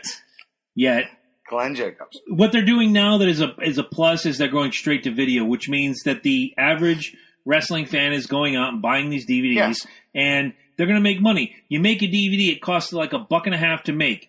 You sell it to Walmart for $5. Walmart sells it for $9. You're still going to get your resige back. You're going to make a butt ton of money. It's not like, spending $4, $5, $8 million to make a movie. You put it in a theater, it makes $48. Like Gene Simmons back in the day. Let's put that out there. Sore subject. I know. Hey, Gene Simmons thought he could fucking put his face on anything. He could put his face on a condom and make $10 off that condom. He certainly did. He's but like, those movies, those Gene Simmons condoms, you can get those $30 for 3. At kissonline.com right now, and there'll be no talk of Vinnie Vincent. Phantom of the Park is still going to hit. I don't care what y'all say. Here we go. And for those of you that want to know what we think. Hello, Lindsay. Hello, Christy. Let's move forward. All right. What's your question about the XFL? So, we know it failed. Badly. What do we have to do?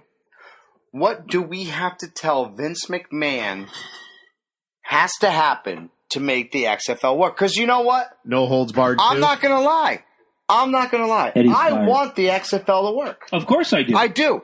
I'm getting sick of the NFL. I'm getting done. I'm done. I'm done with them, dude. It would nice to be have a football network that's fun.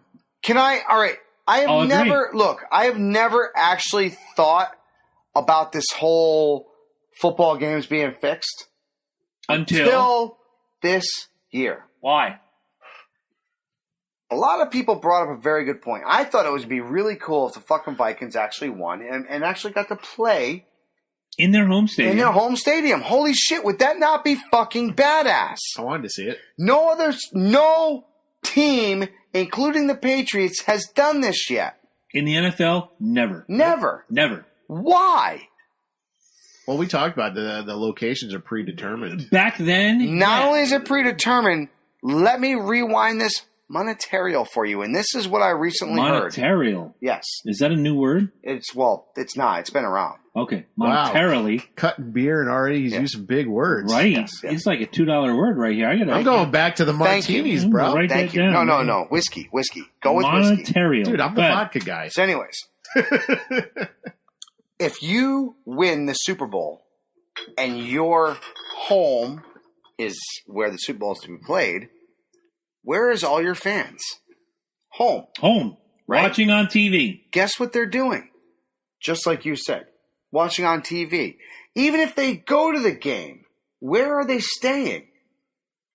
At their house. Yep. It's a huge investment. Where are they eating? Home. At their house. Walmart makes money. Where are they hanging out? Home. At their house. Hotels aren't making money. Restaurants aren't making money. Buses. Well, all this transportation. Some people going to travel for the game. Ain't making money. If they have the money. Right, exactly. Because the lowest end Super Bowl ticket right now is $1,500. Exactly. Do you think if the Vikings make the Super Bowl, Mike has $1,500 usable dollars? Not at all. Do you think if the Falcons were to play, if they held the Super Bowl in Gillette, that I have $1,500 usable dollars? Not at all. Do you think if the Patriots played in the Super Bowl in Gillette that you have $1,500 usable dollars? Zippo. You could if people went to www.patreon.com. Absolutely. If they wanted to fucking pay for my ticket, absolutely, that's where they could fucking go. I agree. You want on location? However, Super Bowl the coverage? reality is it has become a numbers game, folks. Of course. It has. Always been. It's always been. It always has. But deep down in my fragile heart, I actually believed that my team could actually win on skill alone. And they looked like they could. And it was proved wrong. How does a fucking defense... Somehow we got unplugged. What? I have no sound. How does it collapse? I don't know. I still hear you guys. You still hear us? I'm glad you hear us. As long as because we don't hear each other. Yeah, I was going to say, I think we're down here. Oh, here we... So okay. it's a twisty there. It's a twisty. How do you have one of the greatest defenses just collapse and one of the greatest and y'all are there? And like I said, saltiness aside, we march down the field, we fucking score a touch on the first thing, they do the same thing to us back and forth, and then all of a sudden it was all Eagles all the time. Right, exactly. How do you have what is known as the Purple People Eaters tenfold, the newest edition of them, blah blah. Like I said, I can go all day with this. Right. The bottom line is Minnesota was going to lose money if Minnesota Vikings went to the Super Bowl. I don't know. I agree. The numbers are there. I agree 70%. The numbers are there. But the numbers are there. Where you make the money is in all the gear. Yeah, and what? But you don't. Look at the last 5 Super Bowls. But you really, don't, dude. How many people do I see running around with Patriot happy gimmicks? You make your money off of the people that buy the tickets. Sure. And who buys the tickets? Not me and you. Rich I would love to buy the tickets. Well, I would love to be in the games. Let's be clear. The franchises. NFL is a separate organization, so the NFL. Oh no, I'm going. No, I'm going there. Watch me. Watch me roll. Watch me roll. Watch him whip and watch him nay. He's going. I've been working this shit. Trust me. We still haven't talked about the XFL. Oh no, I'm going into the XFL with this point. I see where he's going. With this point. I know you do. Somebody does. I'm with you. I'm ready for the money shot. I have to be. The people aren't spending the money on these tickets. Corporations are. Of course. How many times have somebody turned around and say, dude, I got, and this is like, say, a lawyer. Sure. I got 6 tickets to the Patriots games. I'm just going to give them to this guy.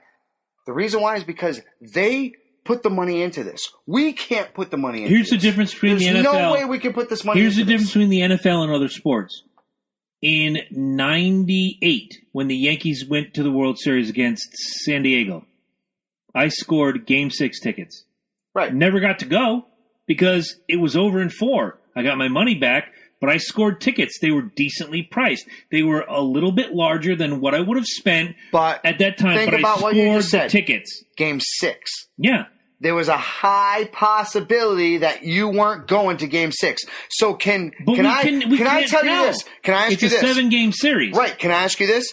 Sure. Are Game 1 tickets going to be more expensive than Game 6 tickets? They were pretty much even across the board, but no, they were. No, they're not. I know for a fact because now or then in '98. All right, you can nickel and dime me all you want for that aspect. Saying, I'm just telling you, I know for a fact. We're here though. No, exactly, I know for a fact because 2 years ago Brian was offered tickets to Game 1. Yep, and they were a large sum of money. Sure. 4 games later, he was offered, because we came back home, tickets again. They were a little less. From who? He said no. This is from Red Sox directly. Okay. And he's a season ticket holder. Yes, he is. 2 games after he said no to this, they offered him 6-game tickets, and they were cheap. Okay. Like nowhere next to what Game 1 was. This was what year? This was 2 years ago. Okay. He asked me, do you want to go to Game 6? And I was like, dude, I wish I could. We never went. I don't know what the dynamic is now. Obviously, I do. I just learned. Versus 1998. Right. But the ticket prices... And I don't know what it was back then. I would be more than happy to go back and do my homework and find out. Sure. We all stood in line at Yankee Stadium knowing that Games 1 and 2 were at home. 3, 4, and 5 were away, right, and 6 and 7 were at home. So as we're standing in line and people are getting their tickets, and I had my tickets in my hand, and I got Game 6 tickets. And a buddy of mine who had showed up way hours earlier and camped out and whatever, The ticket price was the same. We got it at the box office. We stood outside Yankee Stadium, and the ticket prices were the same. Now, the market has changed so much in 20 years that availability. Exactly. I mean, hell, you can just go I can go like this, and boom, I got tickets. I don't want to be that guy the guy ahead of me had to wait in line. Yes. You had to wait Nowadays, overnight. It's all this. Right, exactly. Now it's the first person that's on there. So, yes, they can do that. And somebody can buy 3,000 tickets as a, what do they call it? As a corporation. Broker. Which they do. And then they sell it on StubHub for ridiculous amounts. Yeah, I mean, let me ask you this. Do you not think that a corporation doesn't buy, like, say, 500 tickets to give away? Do. Absolutely. No, I actually think they're giving to them. Or there you go. Oh, even good better. Point. There you go. Even better. That's the question. Like, we all saw Bradley Cooper at that game. Paid for the crowd, yeah. Yes. Do you think he was given the tickets or he bought them? Oh, I think he was giving those tickets all day long. Absolutely. Because they want those faces Same on thing. the TV. I've said it before with Tom Hanks, just randomly walking in to get his haircut. Let's go back to that He Super wants Bowl. to pay for this haircut. Do you think they take Tom Hanks' money, or do you think or do you think they just actually record him getting a haircut the whole fucking time and say thank you for the publicity of letting Tom Hanks be here as we cut? Tom Hanks, I think, hair. would insist on paying. I know he would as an because example, that's who he is. Yeah. That's who he is. But yeah, I think like if Prince walked into a place to get his haircut done, rest in peace. Yeah. Oh yeah. Someone would be like, no. It. I just want to touch the king's hair. Right. Exactly. Yeah. Exactly. Which is our problem. Let's go back. Let's go back to the Patriot Falcon Super Bowl that you like to bring up a lot. Mark Wahlberg's in the crowd. No, back up, buddy. Oh, no. He brings it up. You've gotten to cock up the ass for more people than me. Yeah. I thought it was great football. It was fantastic. And I've always said, I thought Super Bowl ever played. I was gone for half the Super Bowl. Why would I bring it up? I was ready to pack up and leave. What the fuck is that about? You were ready to crack I was ready to pop that champagne for which, and if you had won, I still would have been happy because it doesn't happen. Did Marky Mark pay for that ticket? No. Please give me money for a ticket. He left. Boston he left because his kid was throwing a canary, for fuck's sake. Let's get back to Boston the XFL. native is going to. So anyways, what we need to do is we need to make tickets more accessible for normal people. We just can't, just like you said and just like you brought up, you just can't be giving fucking handfuls of tickets to corporations. You just can't be doing this to other fucking... You have to make tickets accessible to everybody. And not just the nosebleed seats, the very good seats. Oh, yeah. Personality, like my partner brought up earlier with the WWE. We need characters. Now here's where we need Tom Brady's. Okay. We need our fucking Dez Bryant. You have to build those personalities, and now absolutely. Here we are in May 2018. You mean you can't beat your wife up in an elevator? No, you can, but it'll be fixed later on. We're in May 2018 right now. The league is set to launch in February 2020. Absolutely. We have now a year and a half to build these personalities. One of the things I wanted to bring up was, why not have a show, a reality show? Show us the teams. You have a show. One of the things. Wait. It's called Raw. It's called SmackDown. No, see, I'm going to get to that in a minute. No, you can interject these players very easily. One of the things they need to do is separate it from wrestling. No. That's what killed it. Fans. What killed it for me was that first game, and everybody's hyped, and everybody wants to see it, and Vince McMahon marches out onto the field, and I dig it. First thing he did was thank the fans. The second thing he did... Did you think that it was going to be somebody suplexing somebody on the fucking field? No, but what Vince McMahon did was go into Vince McMahon mode and was like, this is the XFL! Immediately. Killed it. Now, go further. Who were their commentators? Jim Ross, not only a former Atlanta Falcons commentator, but a WWE commentator. They had Jesse Ventura, former WWE personality. They had Jerry Lawler, WWE personality. They had Stephanie McMahon as a roving reporter, and as she was doing interviews, the crowd was chanting "slut, slut, slut," doing the wrestling gimmick. I separated from the wrestling. Where you're going with this? Absolutely, get that part out.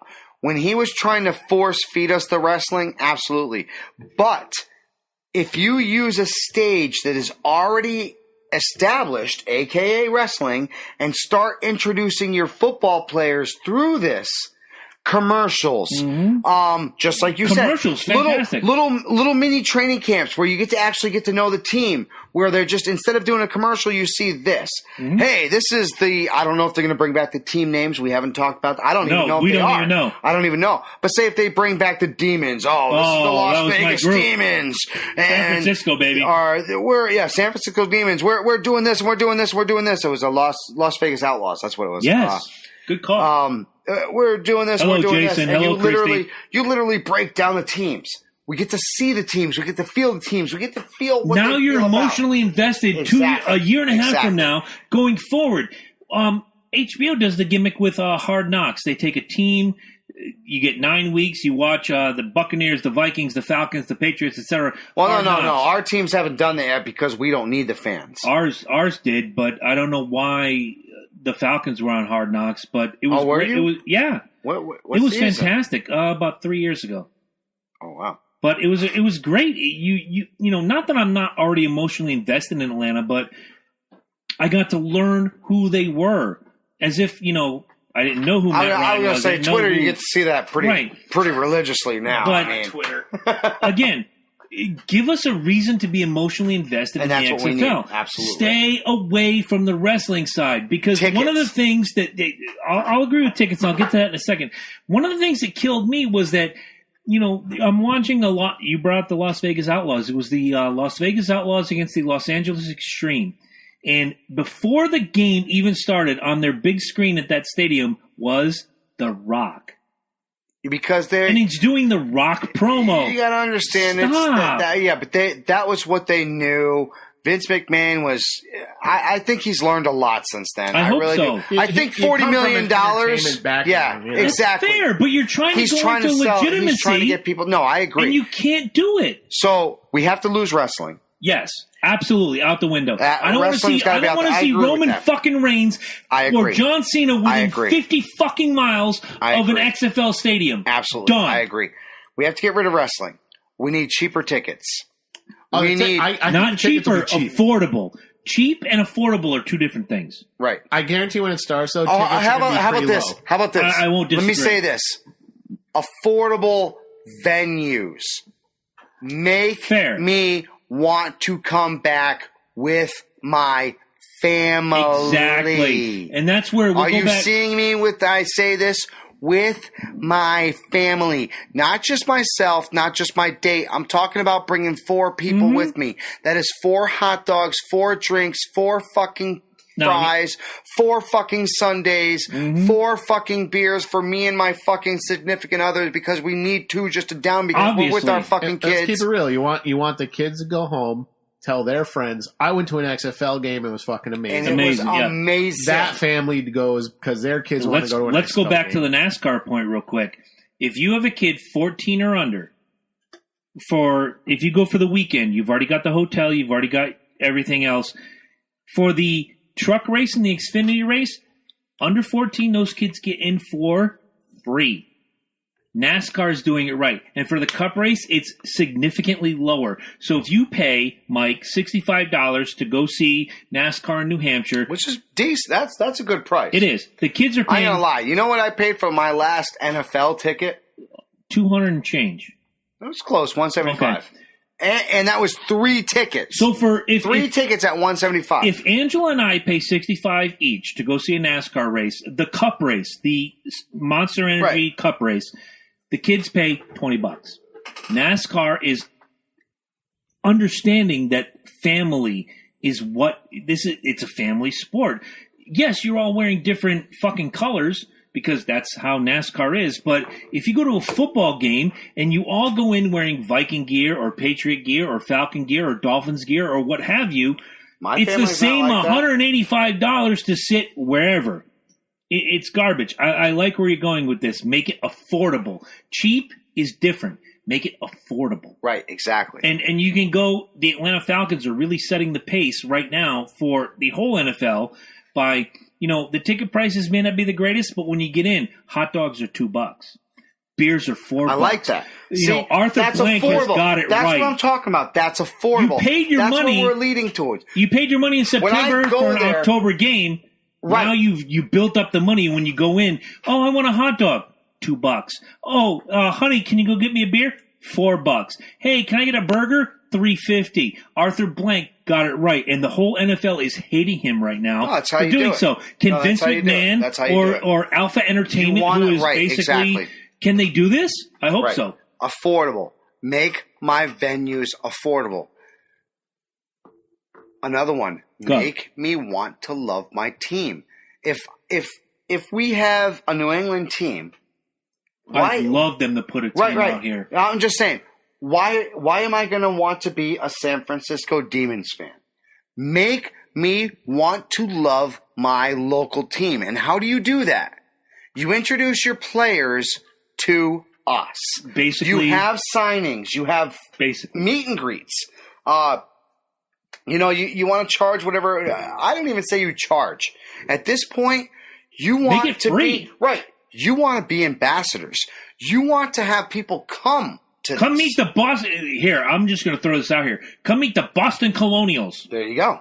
I just made that up. I like you that. You like that? Come meet them and see them. Sit down with them. Get an autograph now. You know what? Have a joke with them. Blah blah blah. The Rusty Wallace theory. Who knows?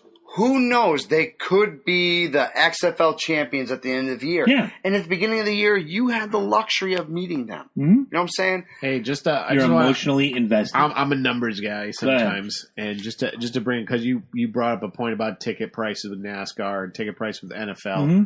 NFL, with economics, supply and demand is the thing, and you want tickets to be cheaper. Obviously, the supply's got to be high. Not cheaper, affordable. Well, same thing. I don't mind. Same thing. Look, I don't mind. Look, you can get something at the dollar store and it's cheap. You can get something at Walmart, it's affordable. Right. He's got a very. But when you brought it up, it's very simple.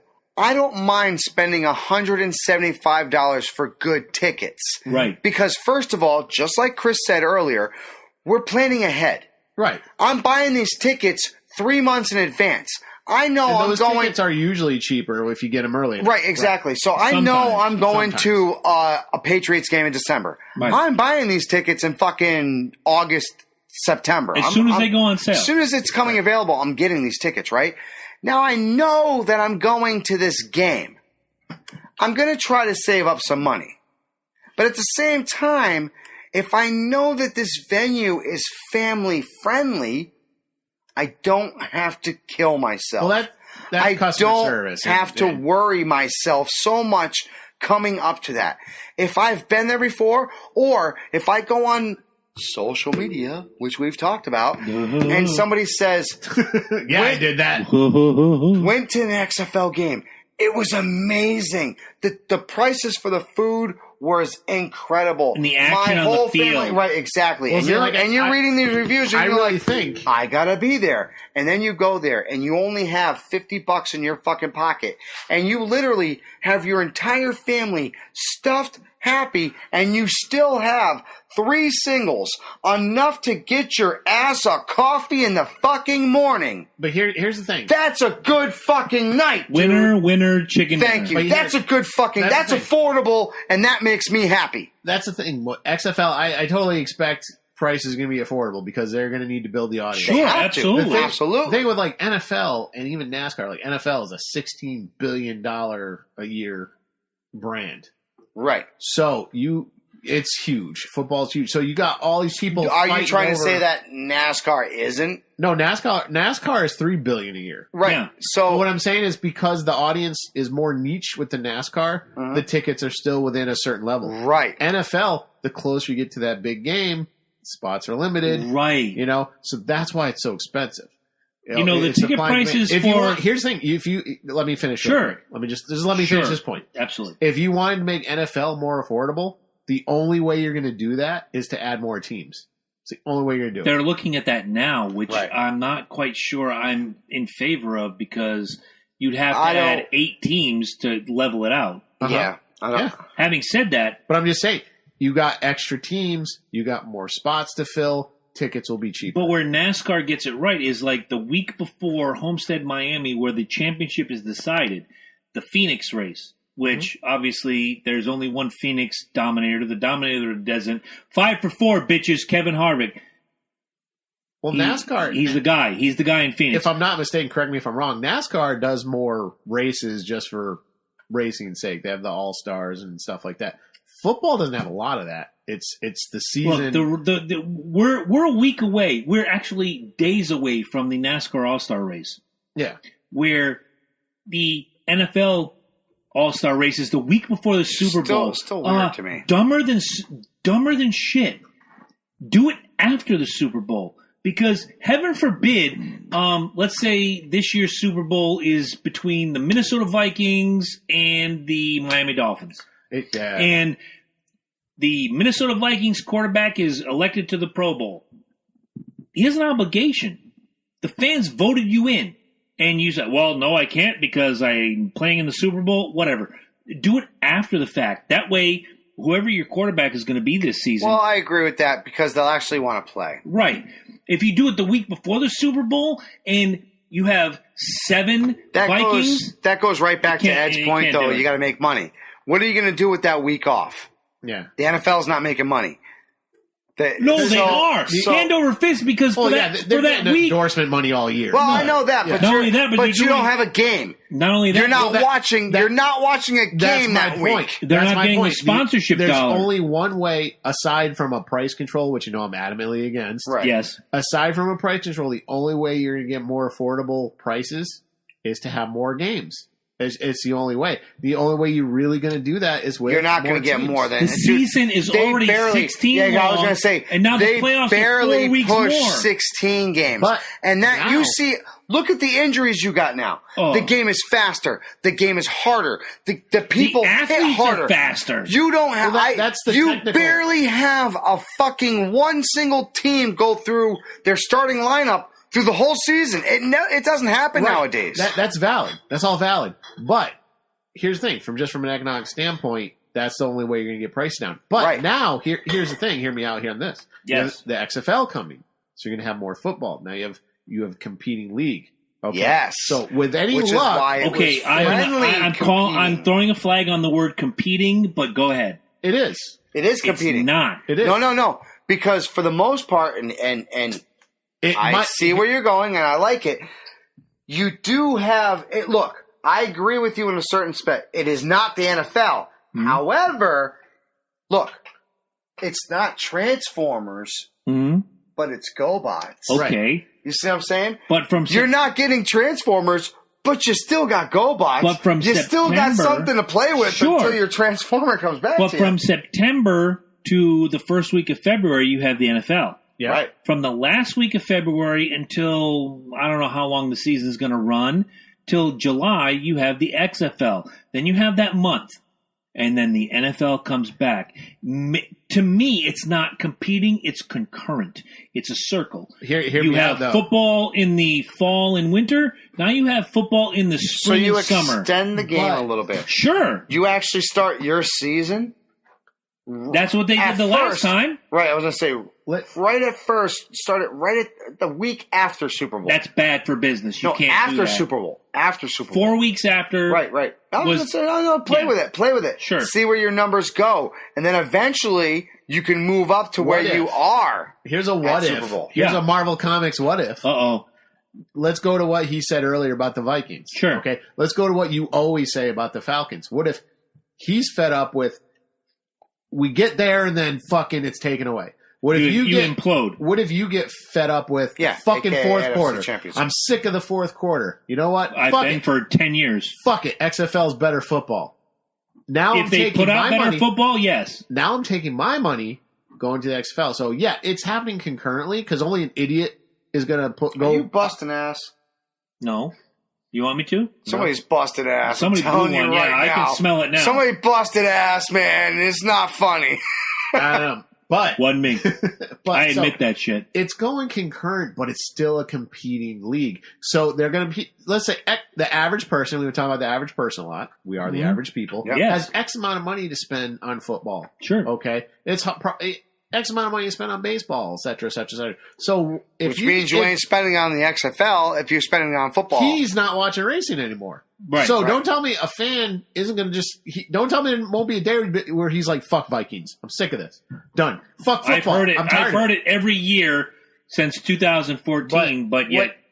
So this XFL team he's watching is like, "Well, goddamn, this is some good football." Now I'm taking my money, my kids, my family to the XFL. If they put the product on the field. Right, that's entirely up to them. I'm just talking the economics of it. Sure, and that goes back to the point I wanted to make earlier was, again... Because I'm going to invest myself into it. It was all about the personalities. We talked about NASCAR. You learn about the personalities.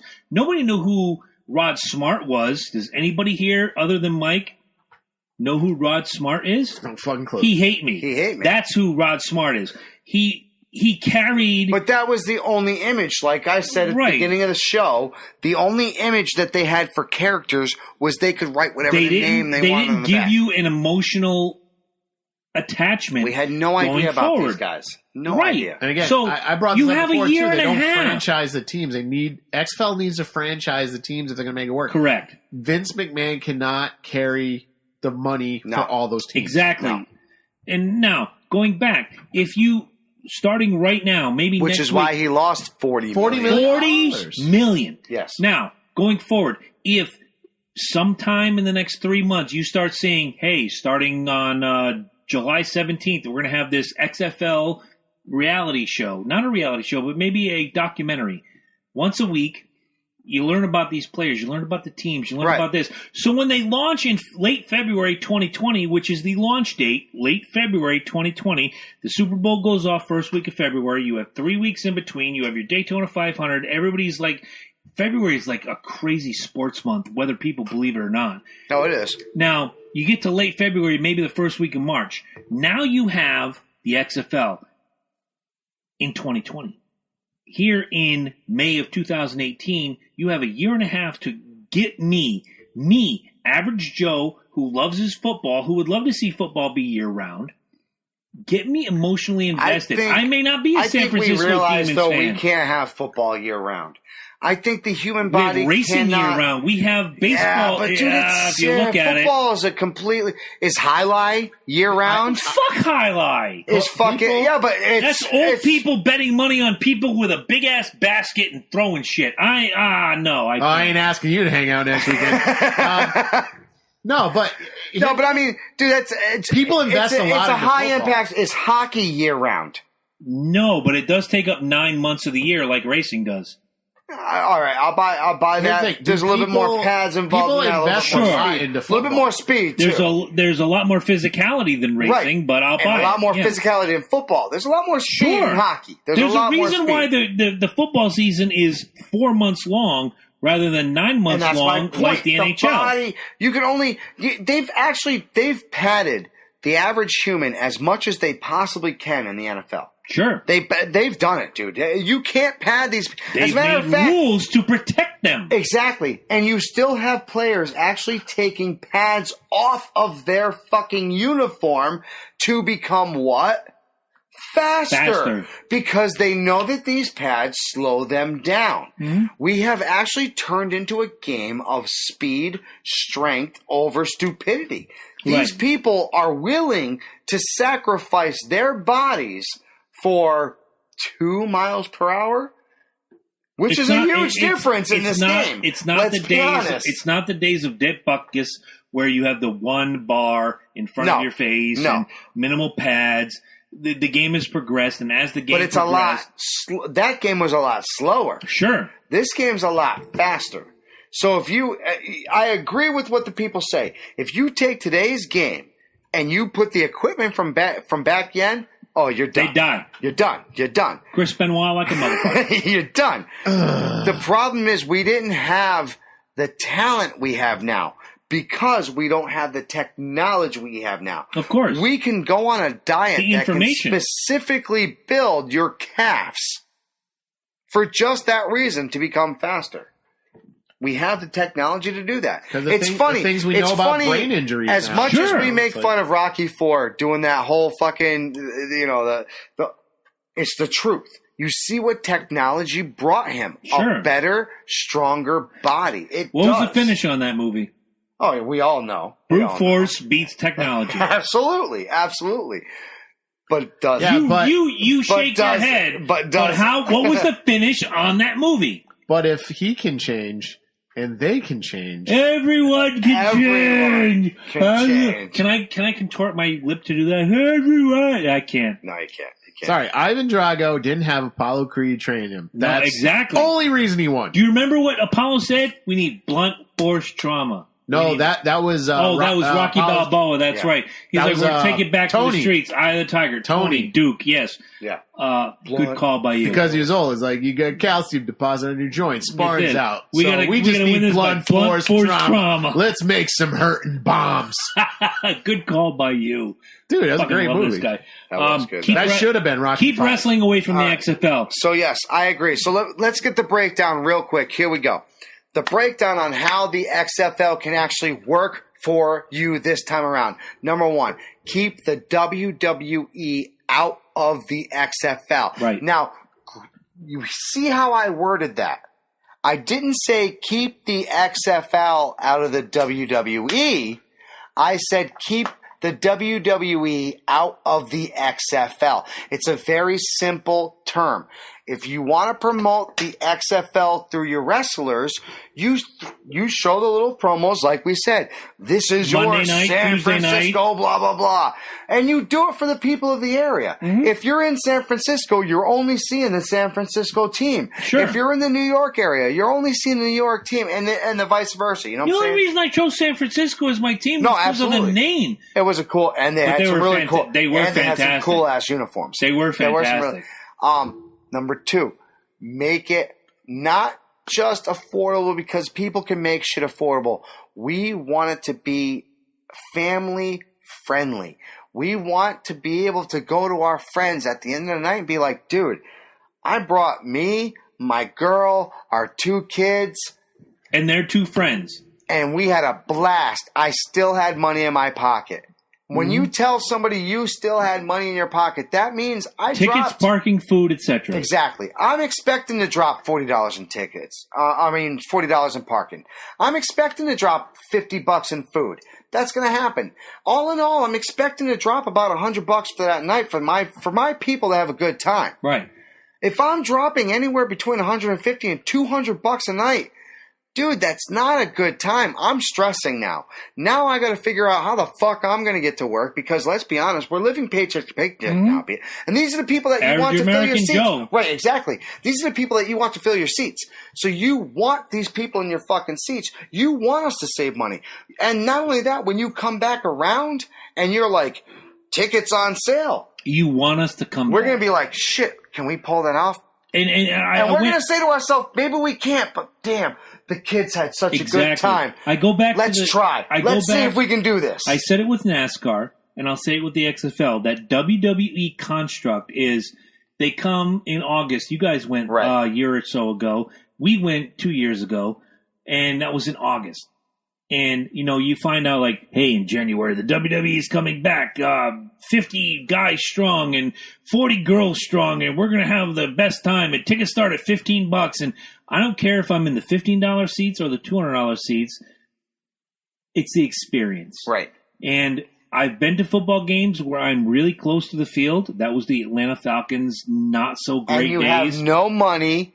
And it sucks. I bought a $12 ticket at the Georgia Dome and worked my way to the 50-yard line. And you got money in your pocket. Exactly. And you're buying drinks and you're having a good time and the people around you are having fun. But now if the Falcons were stinking up the joint, and I couldn't do that now, where I did that in 1991, even though I was never in Georgia in 1991. Let's put that out there. I was in Georgia in 96. Were you? Yeah. Fort Benning. That was a shitty year for us. You could have went to a game. You could have bought a $12 ticket and worked your way to the 50-yard line. If you ever watched a Falcon game back then, it looked like a bomb scare. My first night out. It looked like a bomb scare. Anyway, make it affordable. Yes. Make it an experience. So like you said, you can tell your friends, I took my kids to the, again, I'm going to make up a team, the Boston Colonials, and we had a great time, and the tickets were $60 each. But I bought them in September. So when February rolled around, I had my tickets. I saved up some money. The beers were $5. The sodas were $3. The hot dogs were $2. Make it affordable. Keep WWE so far away. $10, and they didn't come bug me until the fucking third quarter. Right. You know what's really beautiful. You know what's really going to make or break the XFL? Okay, if they can do proper and, like you said, affordable meet and greets. Yes. And There's another thing that'll... Kids eat that up. Oh, they do. So Right. they'll watch a game and be like, oh, Daddy, can we meet so-and-so? Can we meet? He hate me. Yeah. Yeah, it's like, can we He's go there? too old, but... Can we go to the locker room? Whatever. It's like the meet and greets are important. The other thing is going to be, again, we have a year and a half until they launch. Get me emotionally invested. Yeah. Make me believe in my hometown team. Yeah, I'm surprised. If you're within 100 miles... Yeah, they haven't really pushed it at all yet, and they really should. That was the problem with the first time. Yeah, they really should be on top of this. They really should be pushing it right now. Like before, they should have been on top of this before the fucking before the rookies were even before. Yeah, I assume they're doing tryouts and junk for teams. I'm guessing right now they are. Why isn't there any video of that? There should be video. The first year that the only year that they did it, you had a 9-month wait between the announcement of the XFL and the kickoff. Mm-hmm. Now, they announced it, 6 months ago? Yeah. So now you have 2 years. You have an opportunity to introduce the players, the teams, the coaches. Just get people pumped, man. Let's go back to NASCAR. Let's go back to WWE. Sell me the personality. Right. Even bring it up. Be like, hey, look, Tri-County area, Connecticut, New York, Massachusetts. Connecticut especially. It's a Connecticut company. You need We're looking to we want to open a team here. Give us some names. Vince, Get where's loud. the stadium? Right? Where's the stadium? There you go. Where's the stadium? The yard goats aren't doing shit. Let's use that stadium. They ain't doing shit. That's a fucking waste of taxpayers' money. So let's put a goddamn fucking stadium in that. Don't get me started on taxpayer money. End of the day, they had 9 months last time. I've watched that stadium get built, dude. It's right down the road from me where I work. Trust me. I drive by it once a month. I watched that shit get built. And then I fucking hear that the people that actually built it were the only ones that played fucking baseball on it. Right. Go fuck yourselves, fucking Connecticut. Give me a reason to be invested. I chose the Demons. Why? Because it was their name, the Demons. And they were cool looking. I'm not from San Francisco. It was a cool looking. I like the Outlaws. Oh, they were fucking cool looking. I had a friend who chose the Hitmen basically because of the colors in the name. That was blue and red, right? Blue and red? Blue, gray, and purple. Blue and gray. That's right. Blue, gray, and purple. But, See, there should be video for all this right now. Of course. Yeah. Run it over. They have a year and a half. Commercials for WWE. Eddie, I'm agreeing with you. You have a year and a half. You should be pumping this. Keep the wrestling away from football. You should get me so stoked for it. I should be like Minnesota who? If Vince wanted to be bold, he should have bought $1 million spot during the Super Bowl. Right. Let me go to his point, and he'll probably do that this coming Super Bowl because it's 2018 going into 2019. Yeah, that's we have a year. Idea. Not a bad idea. Bet me on this. I'll bet you a $1. No, it's not the NFL. It's I don't know they would. Network. Yes, they would because they care about the dollar. The baby. Network. Yes, the NFL is a non-profit. Knock it off. Oh, there you go. At the end of the day, give me a reason to care. Profit into his pocket. Give him a reason to care. I have the feeling that 2 years from now, you're going to be sporting some sort of XFL gear. Well, we're going to watch the games because we're media. It's our job. Yep. This is, watch me become an XFL fan. Vince. I will. Some media passes would be great. Press passes. I'm just saying. Vince. We're telling you how to fucking rock this shit right now. Watch the show, man. We're right here for you. Keep the wrestling away from the football, but don't keep the football away from the wrestling. Just like your I fans said, that you already have that are buying SummerSlam, which we'll talk about in a minute, that are buying WrestleMania. That's all I ask. Just get the Triple H out. Get him back to wrestling, please. Amen. I'm so sick and tired of seeing your fake, phony smile and everything. It's he smiles? Oh, dude. Once in a blue moon. No, it's all the time. You're obviously not on his Twitter account then. Nope, never. All the time. Nope. This guy's like this with fucking Roundup. I could give half a shit less what Hunter does. Paul. Sorry, Paul. Dude, Hunter Hearst Hemsley. That's a name I haven't heard in forever. Is so fake. Hunter Hearst. Paul Levesque, you are so well, there goes that interview. Fake. No, that is my interview. Come here and tell me why you're not I'm going to fake. let him rant. I'll be right back. Like, seriously, you're I'll pay the fake, bills. dude. The smiles, the bullshit that you put all over Twitter, dude, go back to being a wrestler. You were so much happier when we were beating ass. Like this, and you know he misses being a wrestler. Hurry up, because we got to do top 10. I know. You know he misses being a wrestler. Why? Because he shows up for WrestleMania. He shows up for SummerSlam. He's going to be back for SummerSlam. He'll be back for He fucking wrestles SummerSlam. like every single All event. the fucking time because he misses up. being a fucking wrestler. He hates doing what he's doing, but Vince boning the boss's daughter? Oh, he loves doing that. Why? That's easy. Why? She ain't no Miss Elizabeth. It's all right. It's easy. Rest in peace. It's fucking easy. It's a fucking side job, man. I know. It's easy money. Vince. I get what you're saying, though. You want it to be real football. Yes. In your heart of hearts, you would like some real football. Yes. I agree. Because I'll tell you I'm what. not even a huge football fan. I'm not even joking. This year left a very, and it's not just because we lost the way we lost. And look, for you Eagles fans, I'm not even trying to take your Super Bowl away, so don't start. Okay? I am. I'm not trying to take your Super Bowl away from you. I'm not. I am, you cheating motherfuckers. I'm just trying to say. And Loki convinced me. That this.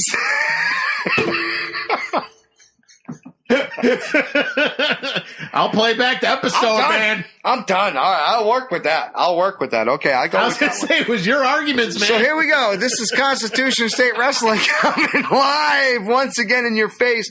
Loki and Jabroni will be there once again. Mm-hmm. The man of the hour, Gangrel, is coming once again. Great time, man. Great. And can I just say, man, the OG, right? He's the man, dude. Dude. He is legit. Those fucking shoulders. He's legit. If you guys haven't been to any of our events, he's legit, man. He puts in the work. And I'll tell you what, his character is one to be fucking put with. We got everybody coming to this, dude. He's got that suspenders fucking old school fisticuff boxer. No, exactly. That's going to be awesome. No, he's great fucking time. If you guys haven't seen, he's fucking fantastic. He's a hardcore fucking wrestler. It's going to be a great fucking event. If you guys missed us the last 2 times we were with Constitution State Wrestling, I missed the last time because of the snow. Yeah, I know. But it's all right. You guys missed it. Trust me, it's a great fucking time. We had Adam Rose last time. Freaking Santa Rose. It was good times. And Tatanka. Tatanka was there. Tatanka was badass. What can you not say about Tatanka? Great fucking time. And not at Jabroni, Loki and Jabroni's own Jabroni. Oh, Lord. Putting Elvis in his place. Oh, little Elvis. You know what? Elvis getting put in his place. I challenged Elvis to a cage match at this show, and I've yet to hear back. We're proud of this. Elvis. We're proud of the fact that my man, and y'all forget this, like, Jabroni is old. No. He's the baby face of Constitution State Wrestling. I'm the heel, people. Y'all don't realize. Yeah, I was gonna say, if you guys were here from day one, I'm the heel of Constitution State Wrestling. I vote for my man Trigger, the OG. That's my man. I'm trying to sell him, not just because I'm tempted to rent a tux and go full Lord Alfred Hayes. Oh, wow. Promotional consideration paid for by the following. That's your one. That'll be great. What was the other one? I'll tell you what. I'll talk to Jim and I'm going to get you a discount on a tux because that's great. That's a fucking What was great the other one? Some sort of ice pops, like Mr. Freezer Boss. Yeah, Mr. Boss. I don't know what brands that aren't here anymore. Well, Fruit Stripe's still around. So once again, guys, it's going to be at El Grasso Tech, and tickets are starting at $12, right? 12. I got it right here. $12 general admission, 17 ringside. Which, trust me when I say pay, there's limited seats, but pay that $17 now. Trust me, it's so worth it, man. Those seats are all up in the action. And you can get, you can buy autographs and stuff like that. Yes. And we're donating stuff to their raffle right now. Gangrel, as a matter of fact, last time we were there, which was the first show, he was right there. Pulled out his shit, autographs right there in the ring. How fucking cool. You got your picture taken with Gangrel in the ring. How cool is that, people? In the ring. You can't beat that, dude. Every other place, you're sitting down on the table, you're in the fucking ring, dude. That's how Constitution State Wrestling does it. If you really, really can't make it, if you really don't have the money, you can watch, and you'll get commentary from. Of course. You'll get that, absolutely. But you want to be there live. Trust me. You gotta be there live. Then go back home and watch the commentary and be like, these guys are great. Here's the best part. I'm working with promoter Nat Peterson right now, where in between matches or before their matches, the talent comes up and sits with us and talks about either the upcoming match or the match they just had. That's what I'm working on, guys. So it's actually going to be like an actual WWE event. We've been planning this since we've actually started working with Nat, and this is the first time that it's actually going to come into fruition. We're looking forward to it. I want to talk to James Ellsworth about a lot of things. Speaking of, I don't know, maybe his Carmella thing or whatever. I'd love to talk to Gangrel and just pick his brain about I'd things. love to have my man Trigger up in there. Oh, Trigger would be the best.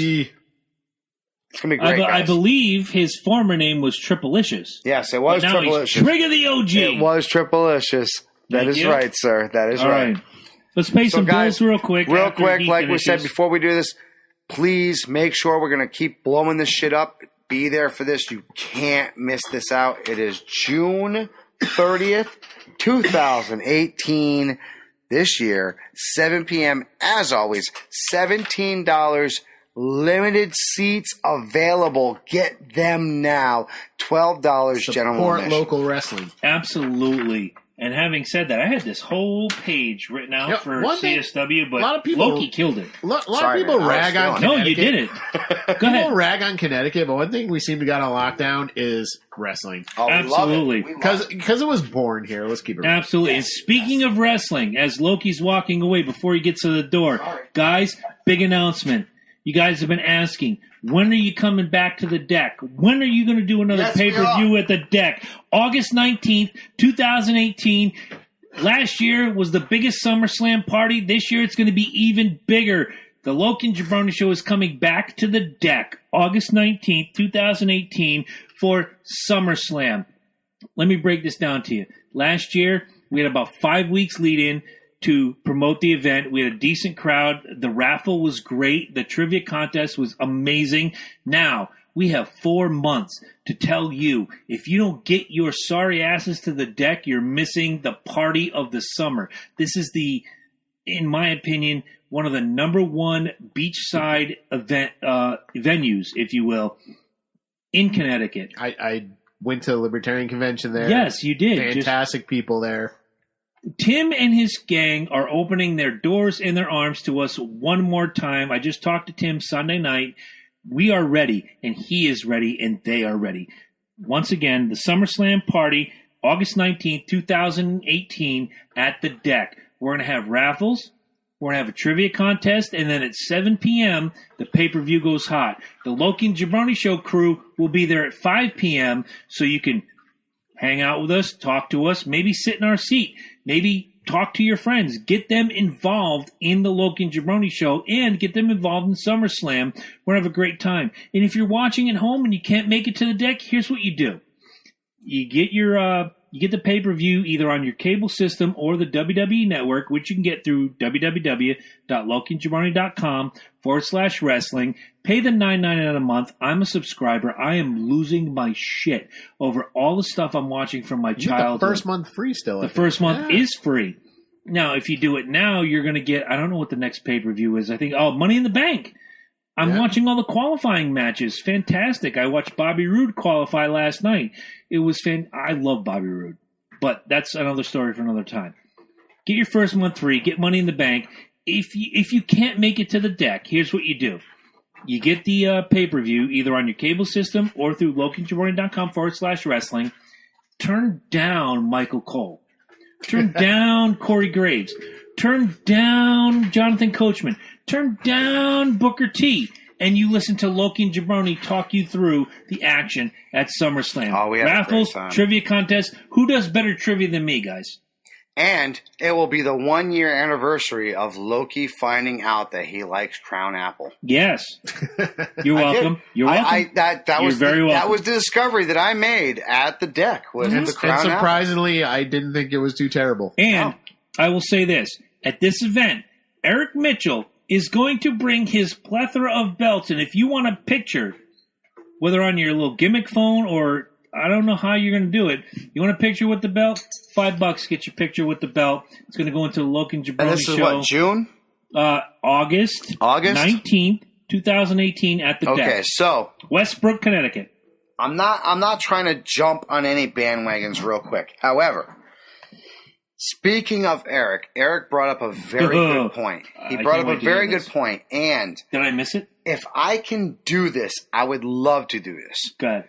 So every single time we go live at these events, our man Jabroni comes up with some fantastic, and when I say fantastic, I mean fantastic trivia.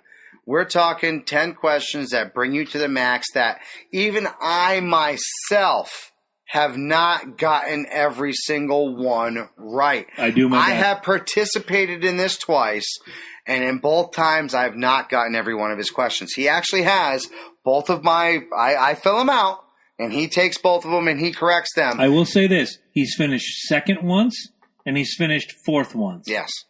The eventual winner kicked his ass. Absolutely. Now, that being said, Eric brought up a very good point. There's a place in New York that actually makes belts. Now, they're not, the WWE quality that Eric brings in. That's right. $400 a pop. That he gets through www.lokiandjabroni.com/wrestling. With a discount. Right. But these are significantly less, say about $120 a belt. The best thing about it is we can have the Loki and Jabroni Show scribed right on these. I like where you're going. And pass these out to the champion of our said.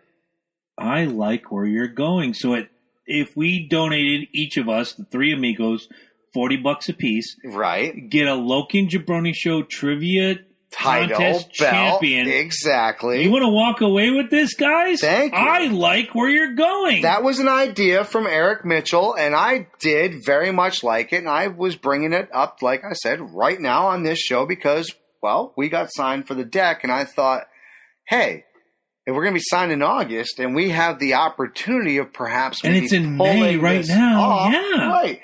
There's a good chance of us pulling this off. I like it. And it's a very good custom-looking gold. We can choose the leather on it. I believe Eric gave it to me on my actual thing. He probably is actually messaging me right now. Probably. I'm blowing him up. And we can have the leather set any color we want. We can have the decal set anything we want. We can have anything written on it, anything we want. And the best part is we can have the plate accessible to be put on for that person's name. Now, fantastic. You can go to any of these places. They have all them all across. Any of these malls have the engraving shops. Sure. All you need is this little metal plate. Boom. We'll even take care of it. We'll pay for your name to go on this fucking thing. It's done.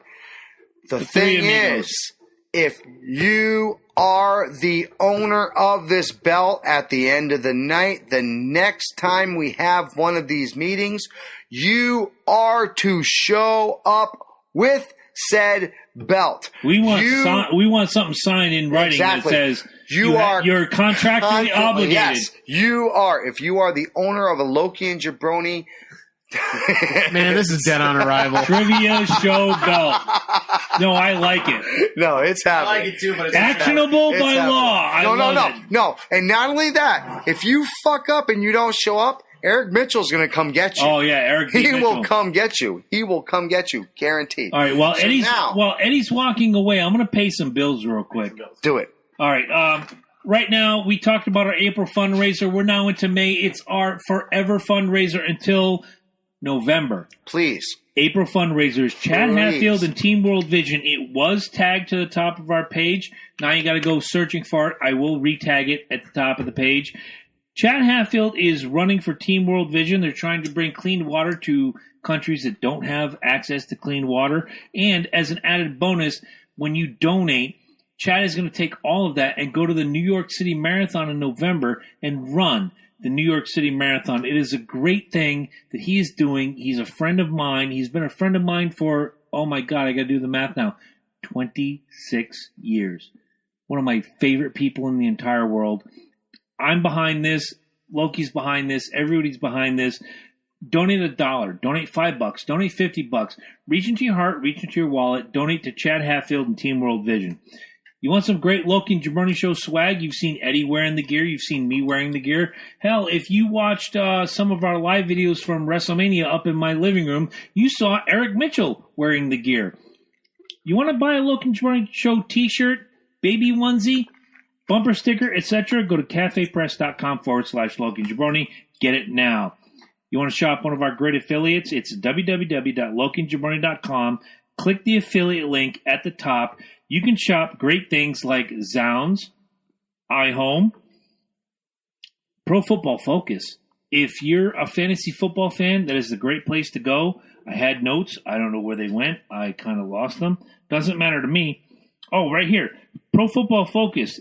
Mention that you heard it here. Click our link. You get $5 off a Pro package, or you get $20 off an Elite package.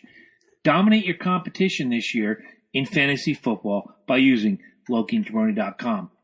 You want to donate to the show? Fandango. Oh, Fandango. Hello, people. I'm sorry Movies. I missed it. Movies. You guys all go to movies. Avengers.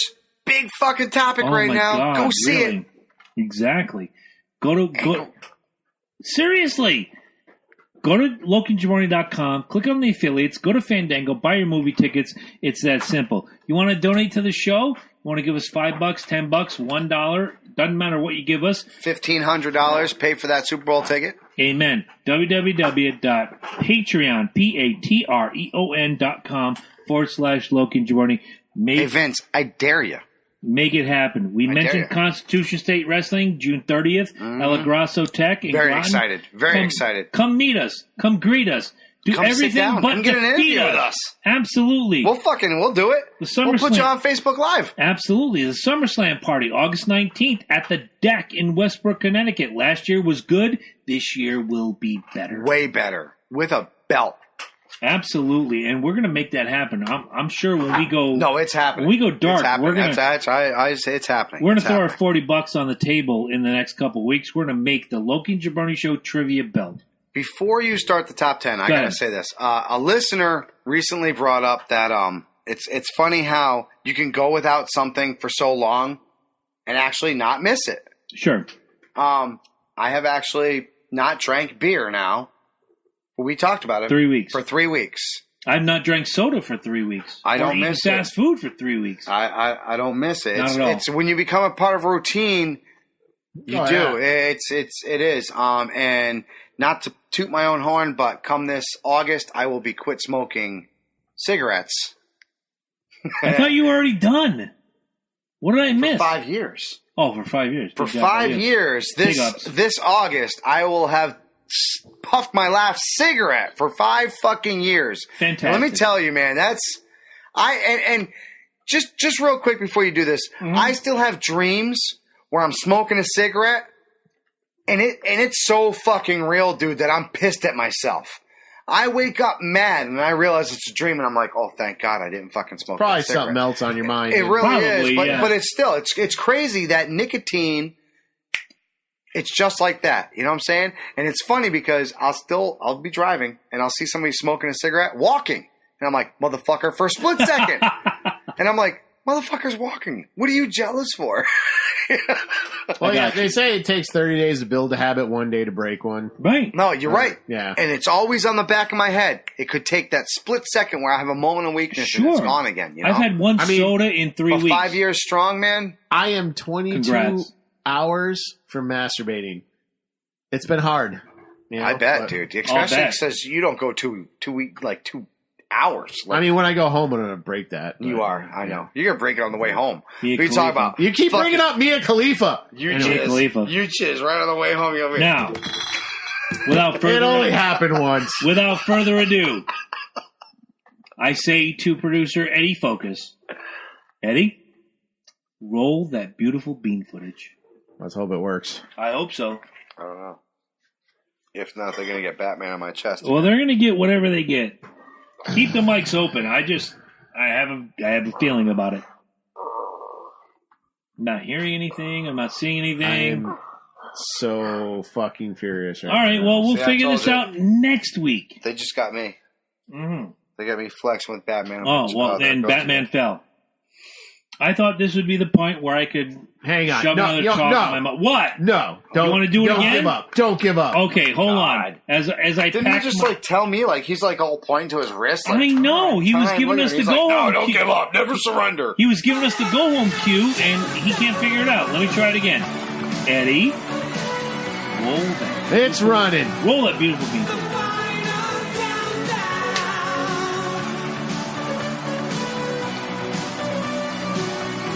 It's Yeah, it is! Yes! yeah! The beat footage is live. Son of a bitch. I know. This fucking thing. See that? Feel that sting? That's pride fucking with you. Oh. First of all, Do your top 10, let's go. fuck you, Apple iCloud. I know Seriously, it backed up all my shit. I know. Look, you see him? You see him over here? I love this show. Me too. I mean, Seat of our pants, kids. That's why you got to donate to www.patreon.com. I don't give a fuck. Jabroni. Yo, you can watch some of these fucking. We got another show from fucking what's her face, Medusa. Just started fucking 2 weeks ago. Podcast from fucking Medusa. Medusa Maselli, the wrestler? Yeah, Fuck her. Go watch her fucking shit just because you know she's famous, or you can come and actually watch the real shit that's been going on for 2 fucking years. It's funny. Twitter had some 3 bullshit. years. So yeah, you're right. Saying, You're right. we're going on 3, right? Twitter had some shit about. We just crossed 3 Yeah, years. I was gonna say yeah. Oh, Jesus. Twitter had some bullshit about give us your podcast idea, and I actually put hashtag Loki and Jabroni been going strong. Look us up, and they were like, "Oh, we'd love to hear your idea on the podcast." I said, "It's clicked right there, dude." Seriously, fucking click it. www.loganjabroni.com, motherfucker. Like, not fucking around, yo. I'm so sick and tired of seeing these new faces. The podcast idea is not new. You know what's funny? It's not. When we had Jimmy Wisman on about 4 or 5 weeks ago, you mentioned Eric Bischoff. Yes. Just started a new podcast. Yes, I did. With our friend Conrad Thompson. Conrad, which, by the way, has 3 fucking podcasts right now. Yep. 3. He's got Something to Wrestle With. Yes. Oh, you want to talk about 83 4. weeks. He's got Something to Wrestle with Bruce Pritchard. He's got 83 Weeks with Eric Bischoff. He's got What Happened When with Tony Schiavone. And now on the WWE Network, which you can get right now at www.lokiandjabroni.com/wrestling. For free. It's Something Else to Wrestle with Bruce Pritchard. And I've watched them.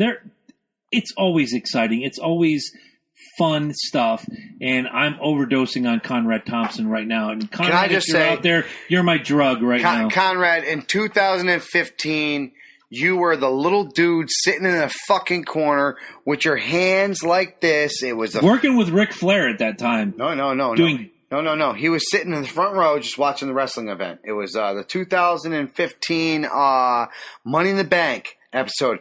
Somebody actually posted it on his Twitter page. Oh, no kidding. Yes, he wasn't nothing at this point. He was a no-name dick, front row fucking seat, sitting right there with his hands on his fucking like white knuckles, dude. White knuckles, like you could tell he was totally getting into the event. So look, dude, I appreciate where you came. I really do. I love the fact that you came from where you did. You got the right avenues, brother. You got the right avenues. And you're a former guest on this show, so forever, you have our love and affection. Having said that, as I throw the cap over there, let's go into the top 10. We had an episode about 1.5 years, 2 years ago about heroes. They're gone. Yeah. And one of my heroes that I thought was going to be a hero, really shit the bed recently. If you've been living under a rock, Robinson Cano. It just got popped for 80 games. MLB has basically sat him down for 80 games for a PED violation. I hate it because this was the guy who, when he came up through the Yankee organization, I thought was going to be the next Derek Jeter. Then he got tied up with Jay-Z and that whole big money gimmick, and he went to Seattle for a contract that was maybe not in his wheelhouse, but he proved himself. But now he's popped. So, for me, these are the top 10 things that Robbie Cano can do with his time off. He's going to have 80 games, which will take him into easily September. So, Robbie, here you go. I love Robbie Cano. I had a Robbie Cano t-shirt. Robbie, you can have some Bird Dog whiskey with me. I had the number 24 gimmick Stuff shirt. Is so good. You want really this one? is. You want that one? Man, Take it. No. Take it. I've already had 3. You can have it. Robbie Cano. I had the Robbie Cano number 24 Yankee See, that's t-shirt. called being responsible. Right. Are you like right down the road? I was being responsible.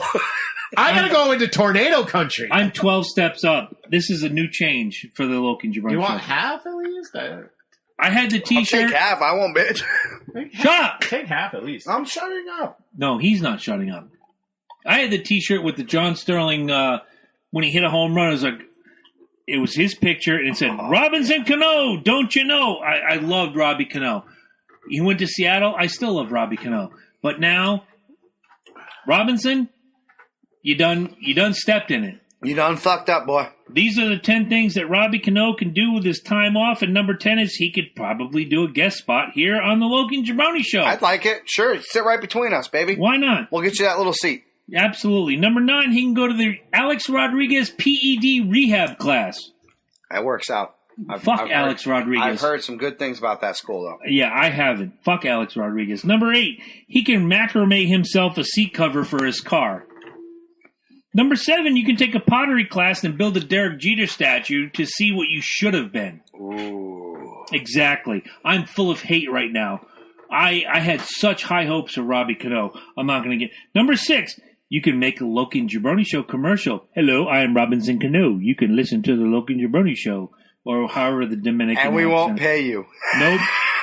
Just throw it out there. Anyone can do that. You get nothing, and we'll use your video. You know who would probably do that if I asked him very nicely? Pitbull, Gary Wolf. He would make a Loki and Jabroni Show fucking promo in a heartbeat. Send us the video. Bill Starkey would do the same. And by the way, last week when we were at the sex shop, which is totally out of his realm, Joe Laurinaitis, Road Warrior Animal, joined our live feed. That was awesome. I lost my shit. I thought it was great. What a great show, too. Everybody loves sex. Everybody loves sex, I'm man. sure. Jabroni. And not, I mean, no. Thank you, Christy, for fucking bringing us in there, by the way. What a great fucking show. Absolutely. Number 5. You didn't get to see us walk out with all the equipment and a camera. Oh, yeah. A bunch of hot girls looking You were at still us. inside. And we're like, we just finished shooting. Yeah, and what did I say? Watch your step. It's sticky in there.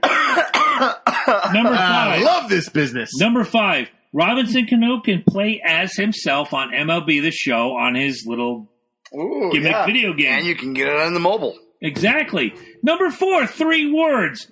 WWE SummerSlam. Go in there. We're there. Exactly. Number 3, you can join Big Papi for a big Dominican lunch. We love Dominican lunch right here in Boston. But do you know the way? Do you know the way? Christ, don't bring that up. Number 2, Robbie, you could read Eddie Focus's books, which are available right now at Eddie Focus doesn't have any books. Sorry, www.eddiejakes.com. Buy his books, Robbie. You got 80 games. That's easily and I know you can't read, so you're going to need like 80 days to do like he also has a talk show. Who does? Eddie Focus? Eddie Jakes does. Eddie Jakes? It's the Libertarian Focus, the Writer's Focus, the Gimmick Focus, the CJ Speeder Review, the Loki Jabroni Show. The Focus Digital Network grows. And we'll be getting into the gaming soon, and it's going to rock. And none of us needed a beard to do it. That's all I'm saying. Robbie, number 1, the one thing you can do with your time off, basically, go to your Apple iPhone or whatever gimmick you have and listen to the Loki and Jabroni Show because you have all the time in the world to kill right now. 80 games. You're killing me. This was a guy that I actually thought when he came up through the ranks was the next Derek Jeter. He went to Seattle. No big deal. I get it. Players move. But Robbie Cano was that guy. And I'm kind of feeling bad that I hitched my wagon to Robbie Cano. And I'm sure you can feel that same thing. I'm sure when Man Ram came to Boston, you hitched your wagon to Man Ram and then... I just got Janelle. Uh-oh. Just not answering, huh? No. Actually, I was really focused in this show. It's Tuesday night. Which was, Did we not have a meeting about this? I'm just saying, I wasn't ignoring you. The only time I picked up my phone was to actually look up the Golden Knights logo, and I realized they were Spartan-looking. And I was like, fuck that shit. I don't want to do anything with it. There will be no talk of answering your text messages. I just did it. I just did it. I just did that shit. I just liked her comment. All right. I just liked her comment on the feed, just so she knows we're still here. All right. I'm going to say this now. For Mike, for myself, for Ed, Tuesday nights is the Loki and Jabroni Show. It used to be Monday nights. It used to be Saturday afternoon. We have adjusted our schedule so that we could be more family-oriented. Nope. And you know what? If you can't get along with that, I got 2 words for you, and Mike's going to bring it out. Reboot. Boom. 2 fucking episodes. You're going to it's not just a reboot of the show. It's reboot of every fucking thing. Boom. I still know what the hell he's talking about. Oh, you're about to see. You're about to find out. You're about to see. And you know what? We're probably going to lose some people. But we're probably going to gain a whole lot more. And I want to bring up something real quick before we close out. One listener, Lindsay Frelick from Middletown, Connecticut, has a problem. You weren't here. You were in Boston. Yeah. Has a problem with the fact that we, myself and Lynch and Eddie kind of on the side, because let's be honest, Eddie's not a rock and roll guy. Oh, wait a minute. This was when I was away. The Van Halen episode. So this was the Jabroni and Lynch show. Yes. Okay. Yeah. Lindsay. Well, you chimed in a little bit. You did. You were on the phone. Yeah, you gave your A votes. little bit. Yeah, I told you. Lindsay had a problem with the fact that we voted Sammy Hagar, the world heavyweight champion of Van Halen, as a singer, as a songwriter, etc., so forth. No, it's just facts. But go ahead. I agree with that. Now, what I want to do right now, and I work with Lindsay. I'll throw that out there. I work with Lindsay. I want to give her 15 minutes. Not next week, but maybe the week after, and I will talk to her. I will go over everything. Give her 15 minutes to give us a reason why we should have voted David Lee Roth as the heavyweight champion. And without Lynch being 15 minutes? 15 minutes. Let her run. 10. 10? I'll give her 5. I was just saying, if you can't make your point after 5-10 minutes, no. I know some of the points, and I don't want to bring them out. We should say nobody said David Lee Roth sucked. No, Right, nobody exactly. did. We just said that Sammy Hagar is better. Sammy Hagar, and I love David Lee Roth. Of course. No, who doesn't? But I think, my case is the songwriting is so much better other than Sammy Hagar. It is. I agree.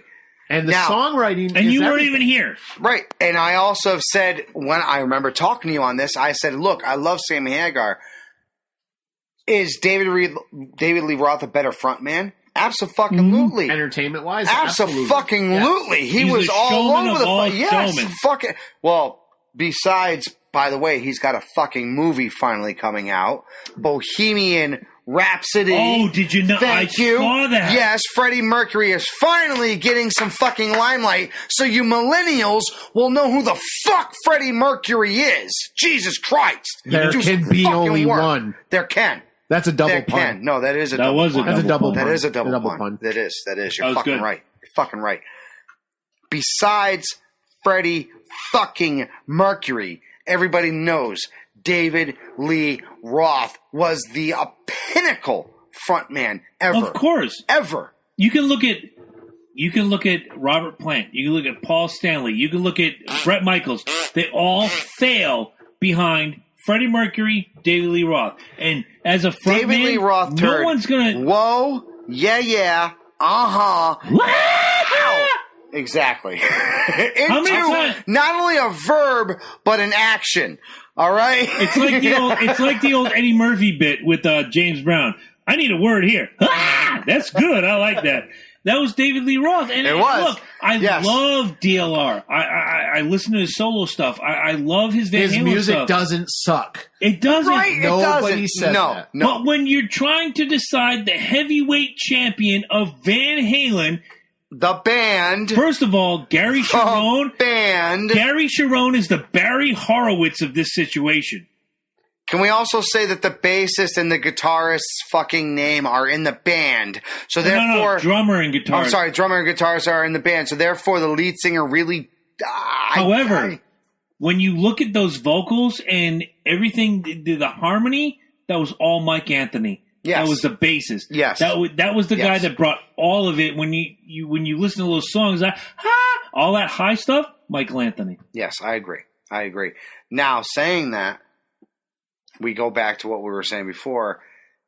Lee Roth is a showman Sure. by every ultimate stretch of the showman. imagination. but he wasn't a singer.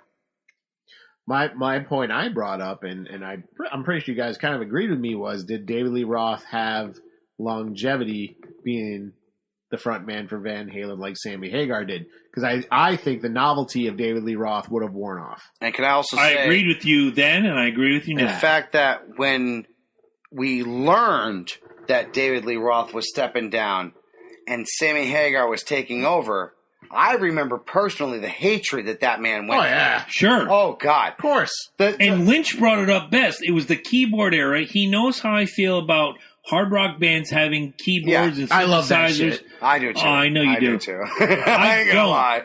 But it fucking was... Love Comes Walking In was probably the Van Halen synthesizing song of the year. Sure, and I'm glad you're sitting here for this right now. But 5150 and OU812 were albums that I liked but didn't love. But then you come out with For Unlawful Carnal Knowledge. You got Pound Cake. You got Runaround. You got. Oh my God, you're gonna hate me too. I hate that song. Oh really? Are you shitting me? You know why? I said this on the episode. Because it opened up with that single, I thought it was terrible. Can I take this for 1 second? Hold on. Here we go. It's because fucking MTV overplayed the shit out of that. And for Eddie only, I'm going to do this. Dude, the drill on the guitar was the greatest shit ever. The solo itself. It's not a gimmick. It's not. You can't do that. You can't do that. I've tried. Obviously, it's done. You can't. Yeah, he did it. He did it. All right. For Eddie and for Eddie alone, it's the first time this episode. Horse shit. You know nothing of Van Halen, and you shouldn't be involved in this conversation. You should just fucking bend over and tie your shoes. Go home, Eddie! Fuck you, Eddie. Get out of my house. I just thought it was I just don't like the song. I thought it was a poor signal to lead off with. Right Now was the signal that got me on that album. Okay. You know what? If you had to choose between the two, Right Now is a stronger single. Yes. I'll agree with that. I will disagree partially. Pound Cake shouldn't have let off. I think Runaround should have let off. I like Runaround. It was a hard rocker. I like Runaround. It had everything that people loved about Van Halen. It should have been the lead single. I just don't. Here's the thing. There's nothing. You can't fail with either one of those, though. I mean, I don't want to go on this for too long, but Right Now is catchy about Pound Cake. Can I just say, as far as no, there's nothing. No, there is. Not just that, but that's just in the beginning of the song. When you. Oh, I'm gonna let it go. We're gonna have to MST3K that song. Yeah, we are. God, I wish I didn't go to fucking baseball now for this. Jesus. Right? Sorry. Poor All right, guys. Song. All right, guys. That's just how I feel about it. We can go there, but she will come. We'll give her. We're gonna give Lindsay her 15 minutes. No, we'll give her 10 minutes. 10 minutes? Lindsay, we'll give you 10 minutes. But that's 10 minutes with us, too, so. It'll turn into 30 once you trigger Jabroni. Exactly. I'm staunch and I'm very steeped and staunch in my agreement that Sammy Hagar is the world heavyweight champion of Van Halen. No, he is. I'm not. Lindsay's going to have to argue with this guy. I'm not disagreeing. I'm going to sit back, arms folded. Sammy Hagar is the voice of Van Halen. I'm sorry. When you go from 78 to 84, yes, just the hatred. DLR. Just the hatred alone. When you are a single one person to grab a microphone like this, could you just imagine the first time he went live and there's nothing going on and he walks out and he's got this microphone and there's got to be at least 1,500 people out there all at the same time. You fucking suck! And he owned it. Which is retarded because the guy already had 10 years of rock and roll. I know. Exactly. I know. But because he wasn't David Lee Roth, I'm going to give you a side note. The hatred he got, dude. I'm going to give you a side note. It was big. It was big. I remember. On the 5150 tour, I went to the New Haven Coliseum for the Live Without a Net tour, which was the 5150 tour, basically. And they filmed the concert right there. You can find it on YouTube probably. Live Without a Net, Van Halen, that was filmed at New Haven Coliseum. There were probably 3/4 of the fans cheering versus 1/4 booing because it wasn't Dave. Exactly. And He owned it. And regardless if he owned it or not, they weren't going to cheer for him. Here's the because difference. they didn't want to cheer for him because they didn't want to agree that he could be good. Here's the difference between Dave and Sammy. There's a history with Dave that goes up to 84, and then when he rejoined the band in the 2000s. Oh, and everybody still loved it. They Of still course. flipped their flicking love. Dave comes back and it's all good. Yeah. There's a history from 84 to 98 where Sammy's the lead singer. Dave refuses to sing Yes. Sammy songs. You Yes. know why? I'll tell you why. Because he Because can't. Dave He can't cannot. handle it. Exactly. Dave could not sing Don't Tell Me Exactly. What Love Can Do. Exactly. Dave could not Dave sing could not Run sing Around. Dreams. No, you're fucking A right. But- He couldn't. But Sammy can sing Jump all day Oh, long, yeah. blindfolded with one leg, Because jacked up. Sammy is a singer. Yes. Forget push rock and roll aside. Sammy's a singer. That's what I said earlier. Dave's David an Lee entertainer. Roth is an entertainer. You're Sammy Let's is a not, fucking singer. here. Let me throw it out to you like this: Kiss, my favorite band of all time. I've heard that. You probably I've did. randomly heard that too. You probably did. We've had Bill Starkey on this show 144 fucking Oh, is times. that who he is? Yes. Kiss is my favorite band of all time. Do I think Paul Stanley's the greatest singer of all time? No. Do I think Gene Simmons is the best bassist of all time? No. It's Do I definitely the think- best singer. Have you heard Firestarter? Unfortunately, Have you heard Hellstorm? Hailstorm? I was just trying to throw something amazing in what was sucking at that point. You could take Hailstorm doesn't suck, but That's why I said I was trying to put something amazing. I got you. Stop triggering. We still got to shoot a promo. right. At the end of the day, it's the sum of the parts. It's not one person over the rest. And when you put Sammy Hagar in that Van Halen bit, it became better. Absolutely. Whereas you can take Kiss, where they might be passable. I'll throw Led Zeppelin into the mix. You had Ooh. wait. I'm not a Led Zeppelin fan, but hear me out. You had Robert Plant, decent vocalist. Yeah. You had Jimmy Page, decent guitarist. You had John Paul Jones, decent bassist. Yeah. You had John Bonham, amazing fucking drummer. Yeah. You put the sum of the parts A together, bunch of stolen songs they're amazing. It doesn't matter. You put them together, they're to amazing. the original artist. It is. Queen is a different fucking plane altogether. Oh, You fuck had yeah. Oh, Brian fuck yeah. May, amazing Whole guitarist. other topic. Oh, Christ. Whole other topic. I got to We cut should him do off. a Queen episode sometime. No, we I'm should. glad we you should. cut me Because off. I we know should a lot because, of Queen. you know, absolutely. I know No, we Queen. should, especially with the Yeah. movie coming out. Great idea. Guys, we love Thank you. y'all very much. Make sure you guys please go to the website. My man Ed has done a fucking fantastic job of recreating this goddamn website. If you guys have not been there in a long time, please go check it out. There is all kinds of links there. All of our Email these links guys there. to go to my house. No, there's Yes. dude, I'm telling you, it's gonna be fucking great. If you guys haven't checked it out, please check it out.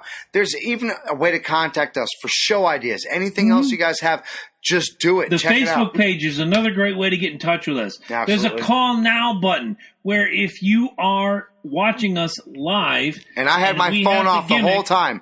My phone was off the whole time. I wasn't on Facebook. You could have called Oh, in wait. at any time. Oh wait, you were not ignoring people? No, Okay, just checking. no, I wasn't. We're totally interactive, guys. But I didn't put myself on Facebook. I was doing the whole paging thing. We are the podcast of the people. Yes. That's all I gotta say. Guys, Unless we don't like you.